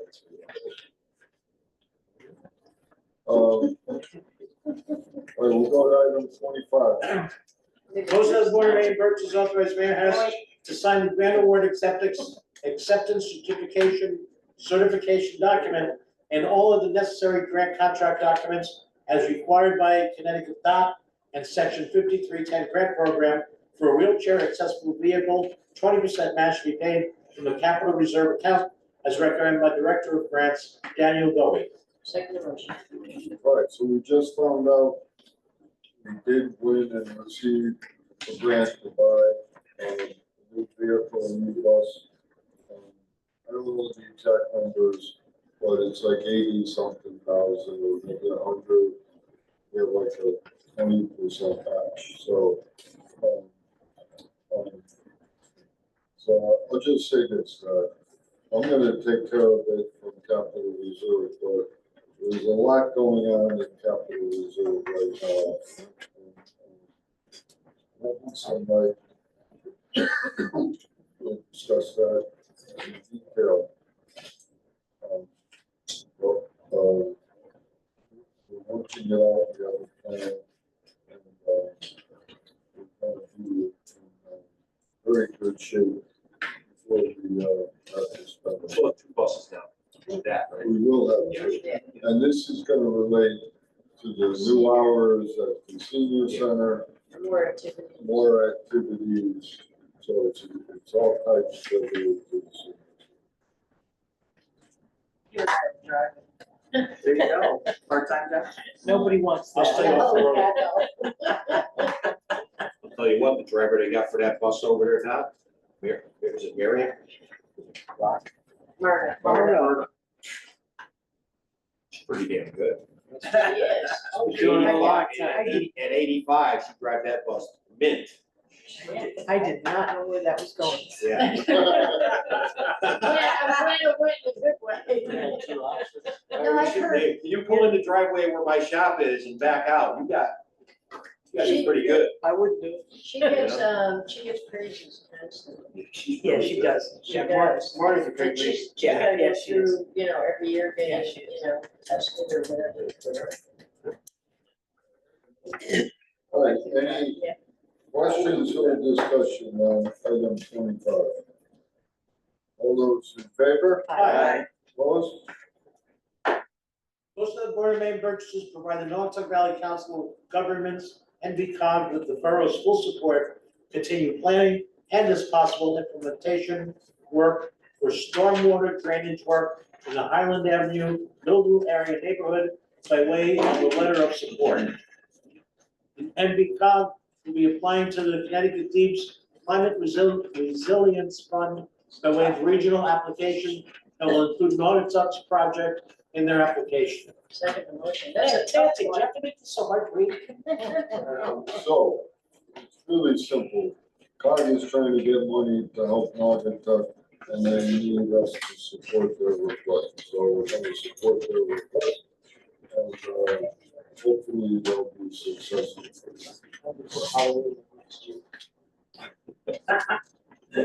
We have other projects in that area. We have our own existing project from the CIF grant, and this would supplement that. So, I'll just say this, over the next X number of years, we're gonna begin picking off drainage issues. And, they're very difficult because a lot of them are really not borough responsibility. And they go back to homeowners in neighborhoods that were built maybe even 100 years ago.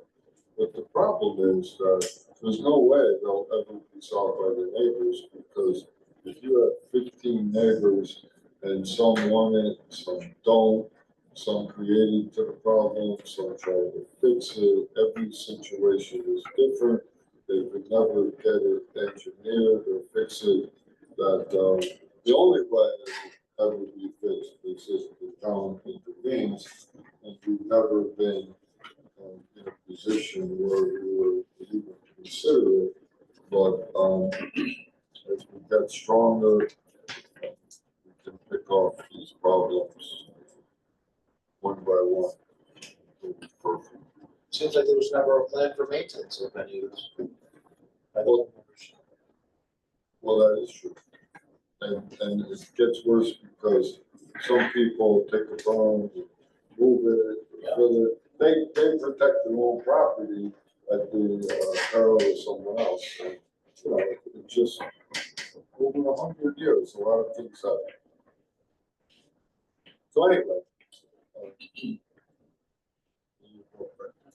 All those in favor? Aye. Opposed? Motion of the Board of Mayor and Burgess authorize Controller Eileen A. Panaki to refund the following tax refunds approved by the tax collector, James Goggin, as of right. Second motion. All right, so for the new Burgesses, this is standard. There's a lot of reasons why there are overpayments on taxes. And when you do get an overpayment, we decide. So when you see like Nissan, leased vehicles, or who knows what it is, but you know, they've got a lot of vehicles here. Usually they involve sales of vehicles that get totaled or something like that. Of course. Any questions on item 27? All right, all those in favor? Aye. Opposed? Item 28, public comment. Mark, you're the only guy eligible. Yeah, are we going to the agenda? We are.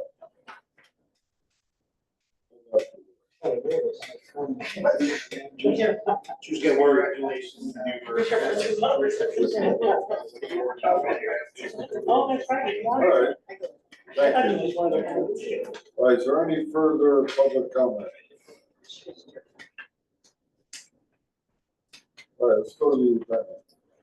Motion of the Board of Mayor and Burgess add to the agenda motion to waive the bid to Carpenter Decorating.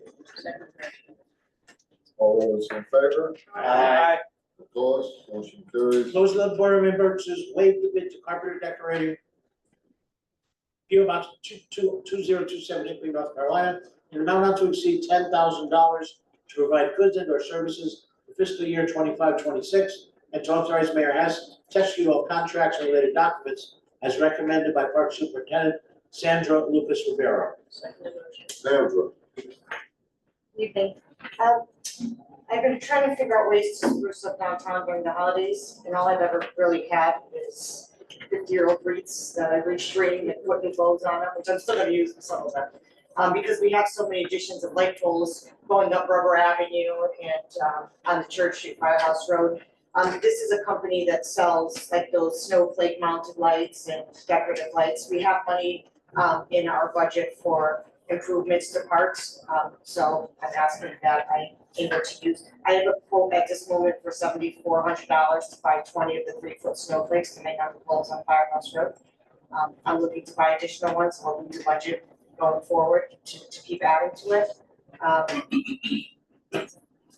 right, so just, maybe it's simple and you already got it, but just, so she's telling us that she's got the money in her budget to pay for this, right? Whereas the chief came in here asking for something that's not in the budget. It's always a difference. That's the most basic. That's the most basic thing. I don't know that we're gonna equate guns with 3-foot snowflakes. Just off the top of my head. You can't make them yourself? No. Did they light up? Talented, but not that talented. Do they light up? They light up, yes. Are there any other options other than snowflakes? There are some, there's different ones, so we were gonna, I'm ordering 20 now, obviously because of budgetary reasons, but there's 20 poles on Church Street Firehouse, so then I was going to kind of scatter them throughout town once I have other things to put there. They have candle ones, they have an angel one, they have Christmas tree one, so I figured I'd start with snowflakes. Yeah, then you start scattering them, the 20 that I'm gonna use like on an area this year, I'll scatter them in other places and add to it. Snowflakes can go all winter too. Yeah, I believe, I don't remember, but I mean, I was born and raised here, but I believe that like on Church Street, they used to hang like these lighted arches. Oh, yeah. Across the road. Yeah. They used, I think they were anchored to the buildings or Yeah. something, like at the height. But the downtown is very well lit now, so I know the wreaths will look really nice there, and then we can just keep adding to it. All right, any questions for Sandra? All those in favor? Aye. Opposed? Motion of the Board of Mayor and Burgess add to the agenda a motion to approve vendors to continue to provide goods and/or services. All those in favor? Aye. Opposed? Motion of the Board of Mayor and Burgess approve following vendors to continue to provide goods and/or services upon passage and through June 30th, 2026, and to authorize Mayor Hess to execute all contracts and related documents as recommended by Controller Aine Kanakia as of Fred. Second. All right, any questions or discussion? So, I mean, I didn't scrutinize this thing, but it sounds like the exact same thing as before, right? Yeah. These are ones they just uncovered after that. Yes. I guess I should.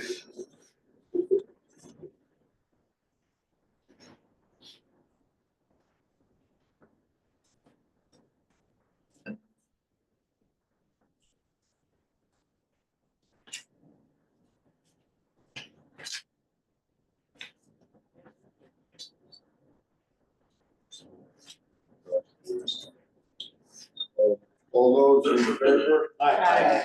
Opposed? Motion of the Board of Mayor and Burgess add to the agenda a motion to confirm the appointment of Assistant Town Clerk and Assistant Registrar of Vital Statistics. Second motion. Or any,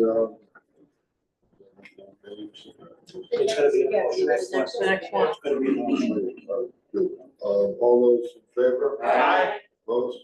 Motion of the Board of Mayor and Burgess confirm the appointment of the Assistant Town Clerk and Assistant Registrar of Vital Statistics, Lisa Levesque, 96 Village Circle, Naugatuck, term to run from January 5th, 2026 to January 3rd, 2028. Second motion. Any questions or discussion?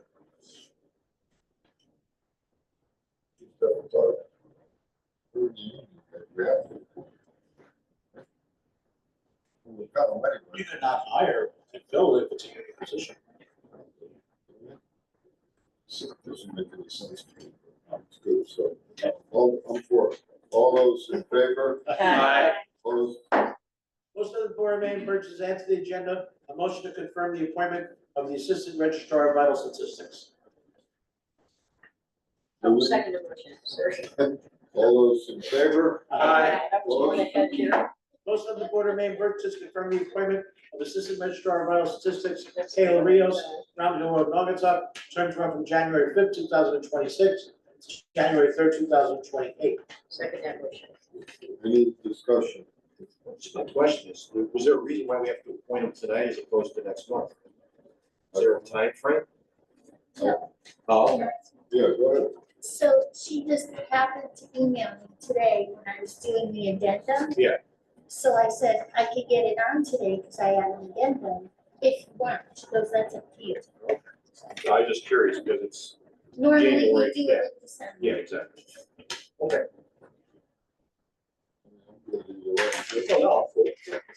All right, all those in favor? Aye. Opposed? Motion of the Board of Mayor and Burgess add to the agenda a motion to confirm the appointments of sub-registrars of vital statistics. Discussion, Nancy? I know, but it's. Yeah. Doing it tonight. Right. Yeah. Any discussion? All those in favor? Aye. Opposed? Most of the Board of Mayor and Burgess confirm the appointments of the following sub-registrars of vital statistics, term to run concurrently with the town clerk and registrar of vital statistics, January 5th, 2026 to January 3rd, 2028, as directed by law as if read. Second motion. Questions? Yeah. Last guy's running. All right, any discussion? All those in favor? Aye. Opposed? Most of the Board of Mayor and Burgess add to the agenda a motion to accept a fee in lieu of final paving of final road paving. Second motion. All those in favor? Aye. Opposed? Most of the Board of Mayor and Burgess authorized Public Works Director James Stewart to accept a fee in lieu of final road paving from Blue Water Property Group in the amount of $660,000 for paving on Sheridan Drive and Great Hill Road. All right, so this is what we call a no-brainer. It's just like, getting this money from Amazon to, pay one of our roads, so, good thing. It's a great thing. How did you arrive at the number, Jim? We used our paving costs and a little extra for our time and police service and for us, obviously, because we're getting a road paid for free. We were gonna be waiting, to build it a little longer because, I want the project to be done, so that the roads are in good shape after the construction is done, but they wanna get the money off their books. Probably wait until they do their intersection improvements on Sheridan and South Main. They're redoing that whole intersection and reconstructing it up a few hundred feet from the intersection. So then we would bring our pavement up and we'll take it hopefully further with their money further than it's expected. Can you take that money now and put it in our capital reserve? Okay, sure. So this is from the dead end Pennsylvania Steel around the corner to where they're doing their thing? Yeah. Yes, all the way up Sheridan and then to Great Hill up to the. I thought it didn't sound like much, but they're taking care of the light, the double road. Exactly, all that they're doing. That's what. So are we widening the road from Sheridan up to the cul-de-sac? Just on the corner, right? Just on the corners, it's getting wide, so trucks can get through. So because that road it's extremely narrow as it is now. Mark my words, with the dance studio, it's gonna be a problem. There's cars all over the grass, all over the block. I mean, I will really analyze widening that section going up through there. Because the dance studio, there's cars all over the place. Sometimes I can't get through with my cars. Let me say this, if they're where they're not supposed to be, we'll deal with it. I wanna say, do you park on the grass at home? They probably do. Going up Main Street. But they break the curbs break. Something to analyze. Yep. A little more work for you. Mark, keep your eye on the ball. Now I'm going back to the other. Yeah. Easier there. Jason Hall. All right, do we have to vote, right? Yes. Okay, all those in favor? Aye. Opposed? Hey, Jim. One more item on the Well, you went home already. Oh, so that's right. Yeah, we had. Approving the meeting schedule. Yeah. So you walk it. Yeah. Do we need a motion? It took two Well, cars. well, hold on, so, well, we should just implement it, right? Yeah. First Tuesday of every month, except for what? Election. Yeah, that's all. Okay. Yeah. So, why don't I just announce this? The honor and the privilege for me pursuant to the charter of the Borough of Naugatuck to recommend and implement the schedule of meetings that's been handed out to you, noting that every meeting will be on the first Tuesday of the month. except for November 4th, which will be the day, Wednesday, because election day. So that's the new schedule. All right. So let me say this, discussion, possible action, Burgess liaison appointments. I'm not gonna pin down Caitlin and Jose tonight, but, don't forget, we have a lot of commissions that use it. So, we, in a perfect world, we like to cover every commission. And some are adequately covered, some could use more, some are more, some are interested, but people think they're more interesting than others. But I think this is sort of a two-part question, comment. I think Jose and Caitlin should look at the list, think about what you want to do, and tell me, not right now, but in the next month. And Eddie Burgess, who wants to stay with, they are can. If you want to change or do more, let me know. We'll try and mesh it together. Now, what is there anything here like? Let me just look. That's really missing. Like the Burgess. Yeah. Which one was Fran or? Well, So, who's on the housing authority? I am. Okay.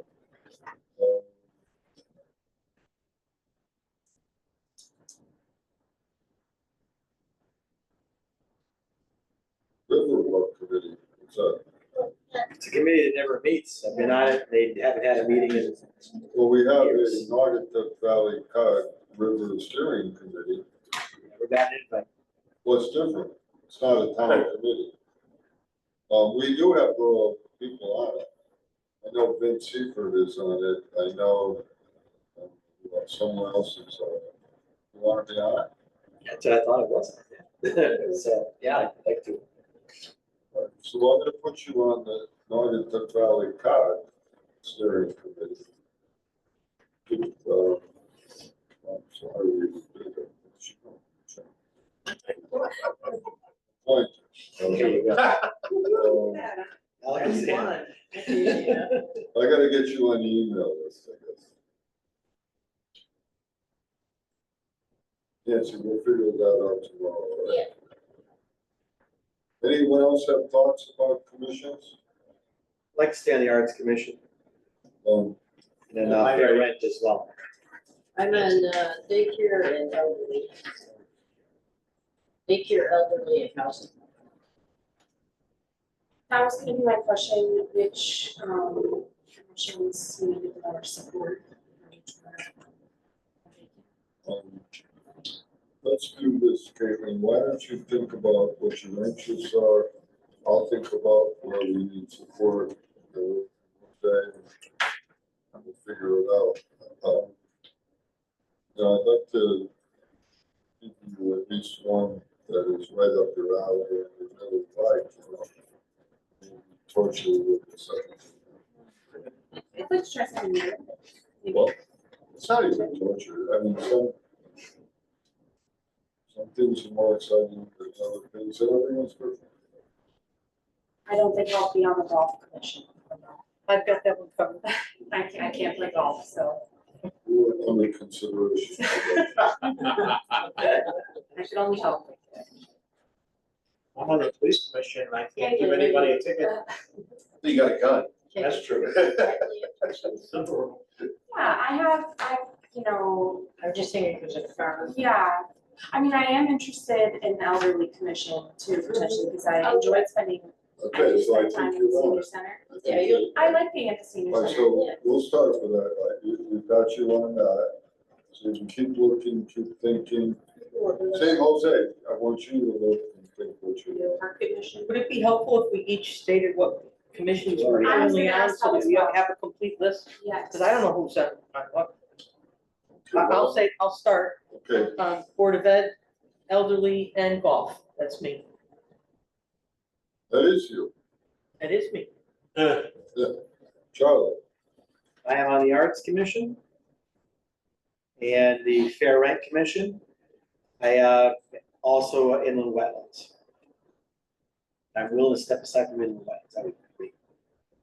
Fair Rent Commission is, oh, here it is, yeah. Okay. All right, Yeah, I'm not, planning commission. okay, if you want to be on one, let me know, okay? Okay.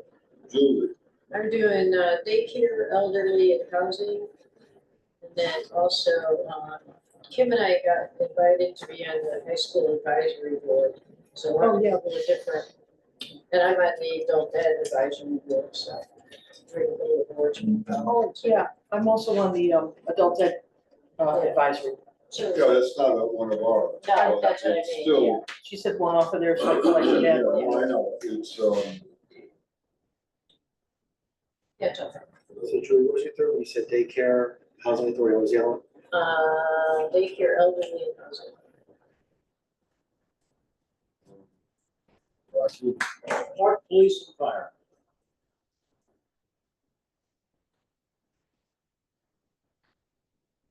Bob, Park Finance. okay, Dorothy, Finance boards that we sit on? We're all. Yeah. Police Commission, Board of Ed. And I'd like to add the arts, planning, police, Board of Ed, and I'd like that. You'll send out a list. Yeah, she'll send it out to us. Ted Wallace, Yeah. Nancy doesn't miss a thing. all right. Just, who's it be? Jose, you don't have to say anything now, you can get us the info if you want to take one down, think about it. Now we'll look at what's going on. Smart.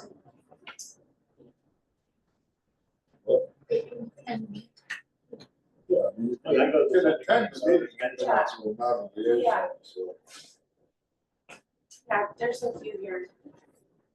All right, so the key is if you want to be on something, Nancy has to know so you can get on the email list and you can get the notices. So that's what's really important. Yeah, You don't have anybody on HRD? what? You don't have anybody on HRD?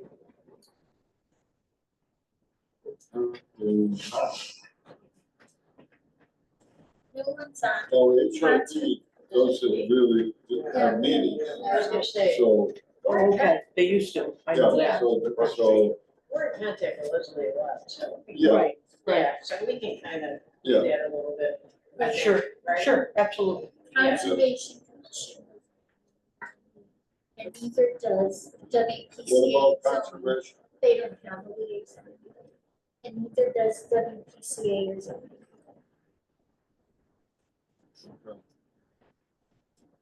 Research them. Zoning. Yeah. Zoning, let me say this, zoning, is Actually, important. yeah, I think I'm interested in elderly commission, marked zoning, parks, or board of ed. Just that I start. Right, you know what, just, it's not your final answer. Before our next regular meeting, let me know, and then ask me questions, that's fine. You might want to see when they meet too. Yeah. Like your family Nice, schedule, like like I can't do meetings when I teach adult ed, Yeah. so That's a good looking point. at your schedule. WPCA is, not for everyone, but it could be very interesting. But, there's, it could be boring too, it depends. Where do I sign? You're making me sound really. Well, let's say this, if I were a Burgess, that would be my first choice. Really, why, how so? I guess because I did the deal there and I know the complexities. sure. Yeah, And sure, I like sure. to see it in motion, and there is a lot going on. Yeah.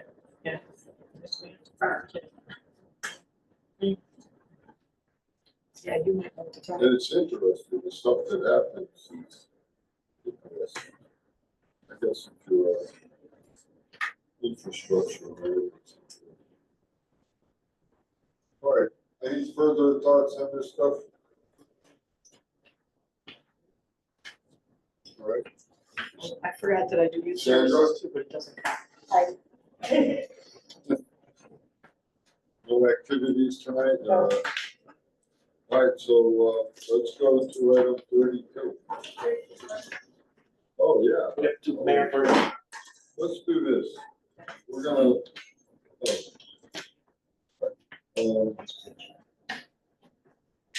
We'll do, Burgess comments. So we'll start with Ken. Okay, I've said a lot in the last couple of weeks that running for office is about the silliest thing you'll ever do. Mostly because I don't have any need to see my name on a sign or, you know, I just, it's just a crazy process. I'm really glad that it's over. I'm proud of the times when we acted as a team out there.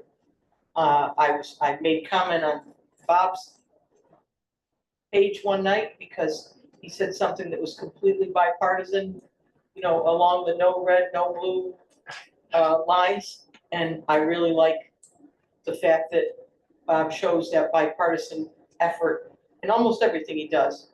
And that's why I'm saying it out loud, because I think it's that important. I think when we are acting as a team, we are doing what is the very best thing about local politics.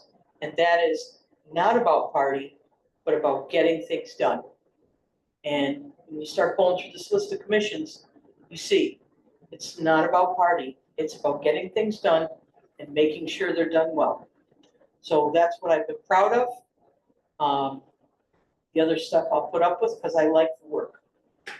And I think that's all I have. Thank you. Jim, Charlie? First of all, a quick report on Arts Commission activity, and some plans for the summers are going forward. If you want to get involved, it's good, they need help.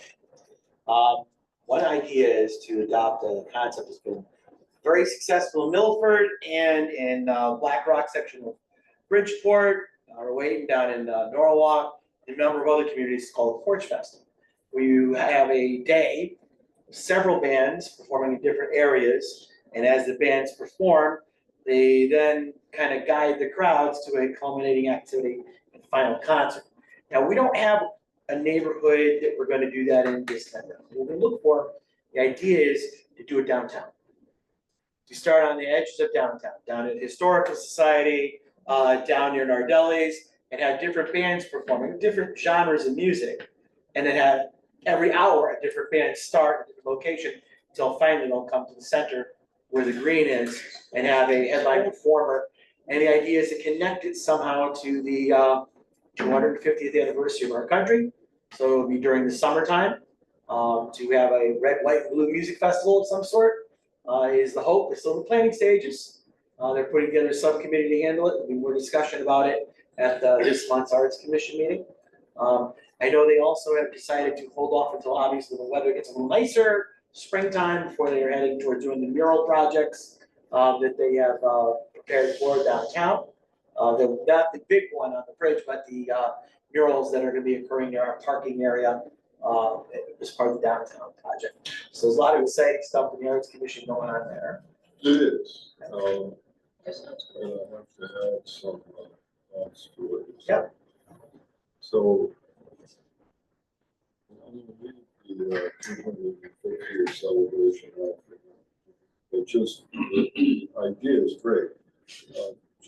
And this is more for the new Burgess, is every other Tuesday at 11 o'clock, we have a meeting to coordinate townwide activities, like exactly like, because what you described involves the police department, the fire department, the street department.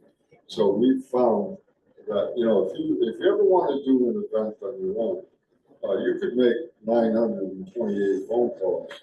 Or you could come to our Tuesday meeting where everyone is there and you can talk to every department at the same time and say, plan an event over, say, 3 meetings and keep tweaking it and refining it and getting it right. So as far as, you know, I really like the band downtown version concept, and that we can start it there.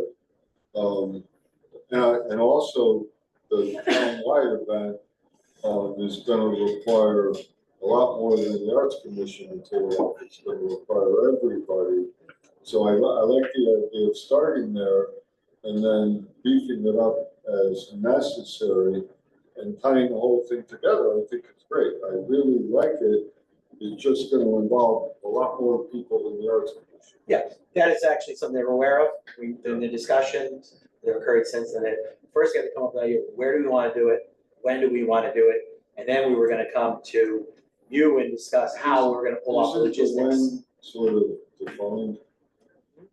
What's the date? Well, intelligently, you don't do it around July 4th. Because July 4th is already packed with enough things. Most towns don't do July 4th, they do Porch Fest. They tend to do it. Not the Porch Fest, but you said you want to do it on the night of our 250th. No, it's kind of a 250th celebration. It's gonna be the entire year of the okay. 2026. So it's not like one night. No, and the idea is to make it affordable. If you try and hire bands around the holiday, you're a fool because it's expensive and everyone's busy. So we're looking maybe an August event, or early or mid-August event would probably be the wisest time as far as working out, booking music, booking bands. Again, but it's still the concept stage. That date is to be discussed. I would say get the conceptual team and start the discussion sooner rather than later. If Francis is already getting the team going with the Arts Commission, she's already put out the road. Shelby, I know you're at work, so if you wanted somebody to go to that meeting on your behalf, I'd be happy to do that. Oh, right, yeah, because Tuesdays during the day are That's not gonna work so well. not easy if you ain't retired. Right. Thank you, yeah. Right. And one other thing, actually a couple of things. First of all, Jose, I want to share something with you.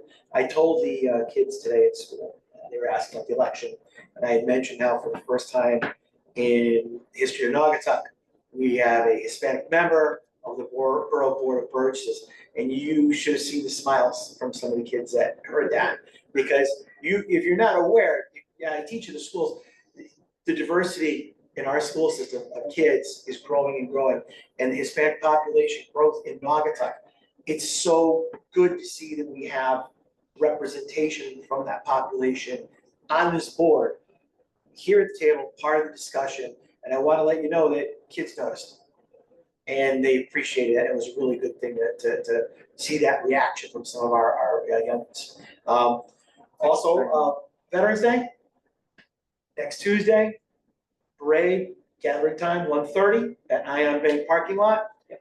Short little walk down our really nice street, down Church Street, to the Congregational Church where they'll have their final ceremony. The parade steps off at 2 o'clock. Probably takes 5-10 minutes to walk down the street, and then they'll have the celebration. 1:30. 1:30 is the rally point. 2 o'clock is step off. Gotta give them time to get everyone lined up. And then, obviously, remember the importance of Veterans Day. It is to recognize those that served and to appreciate their commitment to serving, whether they were in a combat role, whether they were in a support role. They made a decision to take an oath to serve their country, and we should always remember to be thankful to those that have taken the time to serve. It is important, and I encourage as many people as possible to come down on Veterans Day to see the parade and to stay for the ceremony. That is really important, so you can hear what it's all about. It's not as big as Memorial Day, but I think it is equally important that we recognize those that serve. It's awesome. This Marine Mom will be there. There you go. As Forrest Gump would say, that's all I've got to say about that. Yeah, that's it. Thank you. Mike? Yeah, I'd just like to put out my congratulations to our new board members and also to the reelection of everyone else sitting at the table. And not to mention the 100% vote count for Mayor Pete. That's pretty damn impressive. Wasn't They there all voted for him. wasn't there one write-in, I thought? Yeah. You obviously don't know the rules. Yeah, It's not in my interest to tell you.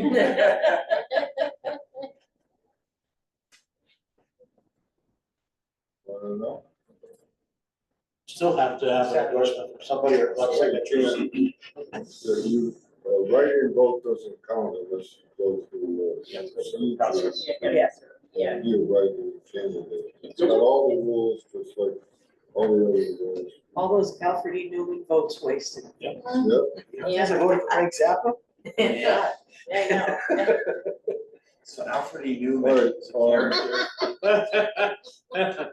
From way back. Yes, the Don't be mad trades about it. program, the trades program is ending November 26th. I texted, John Harris to find out when it's ending.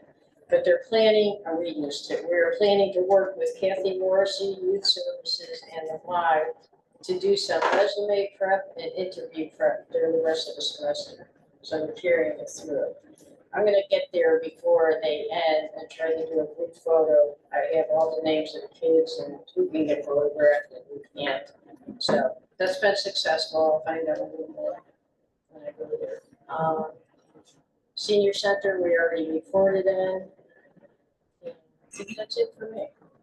Oh, daycare, actually daycare, I went to the meeting last month, no, a couple of months ago. And handed out stuff for adult ed and ended up with 4 families in my family literacy program from the daycare. So the connection there was perfect. Caitlin subs in the family literacy, so she knows about it. But we got 4 moms who are in the program, speak no English, and the little ones are getting ready for kindergarten. So Francis and Nella are gonna come in and do a prep, how to apply for kindergarten and going through that process, so my connection there really helped our program too. Good. Which is great. Good. Just gonna report that if you don't know, tonight is a super. Oh, that's right. I'll be leaving the meeting with lighting fire outside. Talking to the lights to the moon. Clearing my head. Make sure Joey doesn't come visit you while you're I sleeping. hope he does. No, no. No. They're a little too comfortable with this. Very Pete, that comment was just, that comment was just a little bit less scary than Rocky's extensive gun knowledge. I mentioned, I looked across the room and mentioned to Bob Neff, remind me not to piss him off. Just know that you're all safe here. Yeah, I gather that. Anything comes in, I'll get between us. Yeah. Why do you think I have to sit next to you? That's a good plan. You should have been at the Sicko station last night. I want you to get some more training on that. Yeah. No, if I was at the Citgo station, I would have done nothing. Yeah. A good gun owner says unless he's gonna shoot somebody, let him take the money. I think we were heading home at this time, so. Exactly. Yeah, sure. All right, Rocky. Yes, just a couple of things. Tomorrow night at Jesse Camille's from 5 to 9, it's tip the cop for Special Olympics. And on the 16th, Sunday the 16th, from 1 to 4, the Historical Society is having an open house. And at the end of this term, it'll be 14 years as a Burgess. I can't think of anything better to do except spend time with my grandkids and Bob. That's it. Thank you.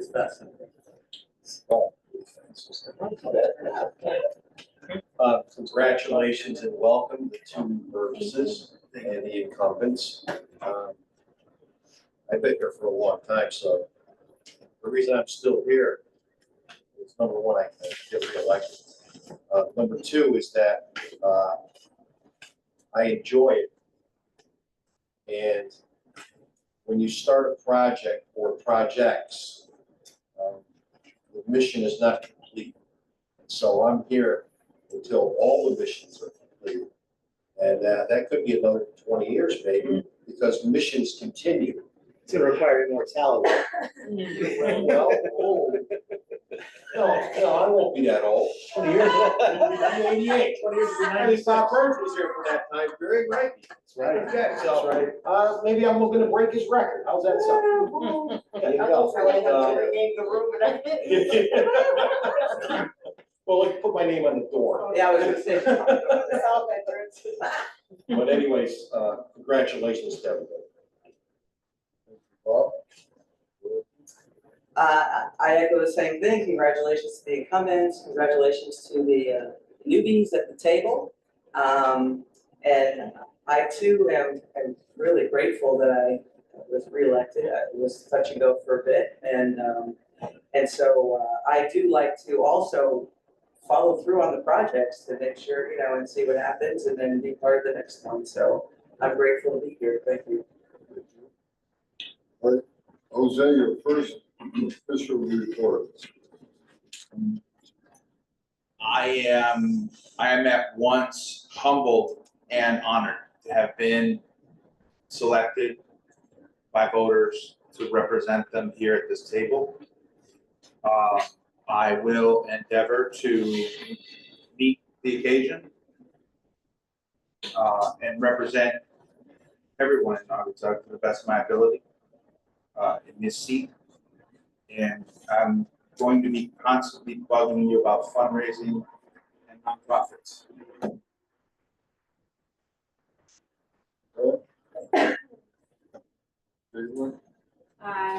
Thank you for everyone's warm welcome. I'm honored to have been elected as a Burgess. I'm really excited to represent the town.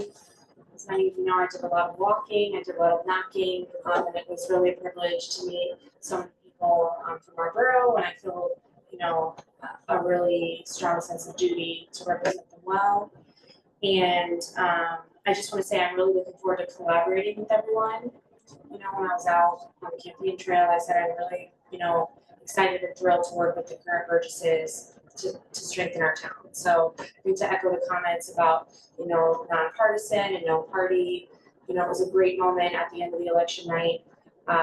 Lori and Michelle, Anthony,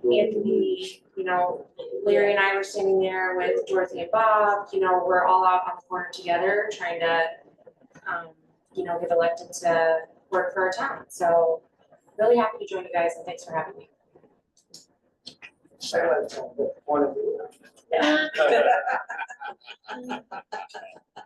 Andrew.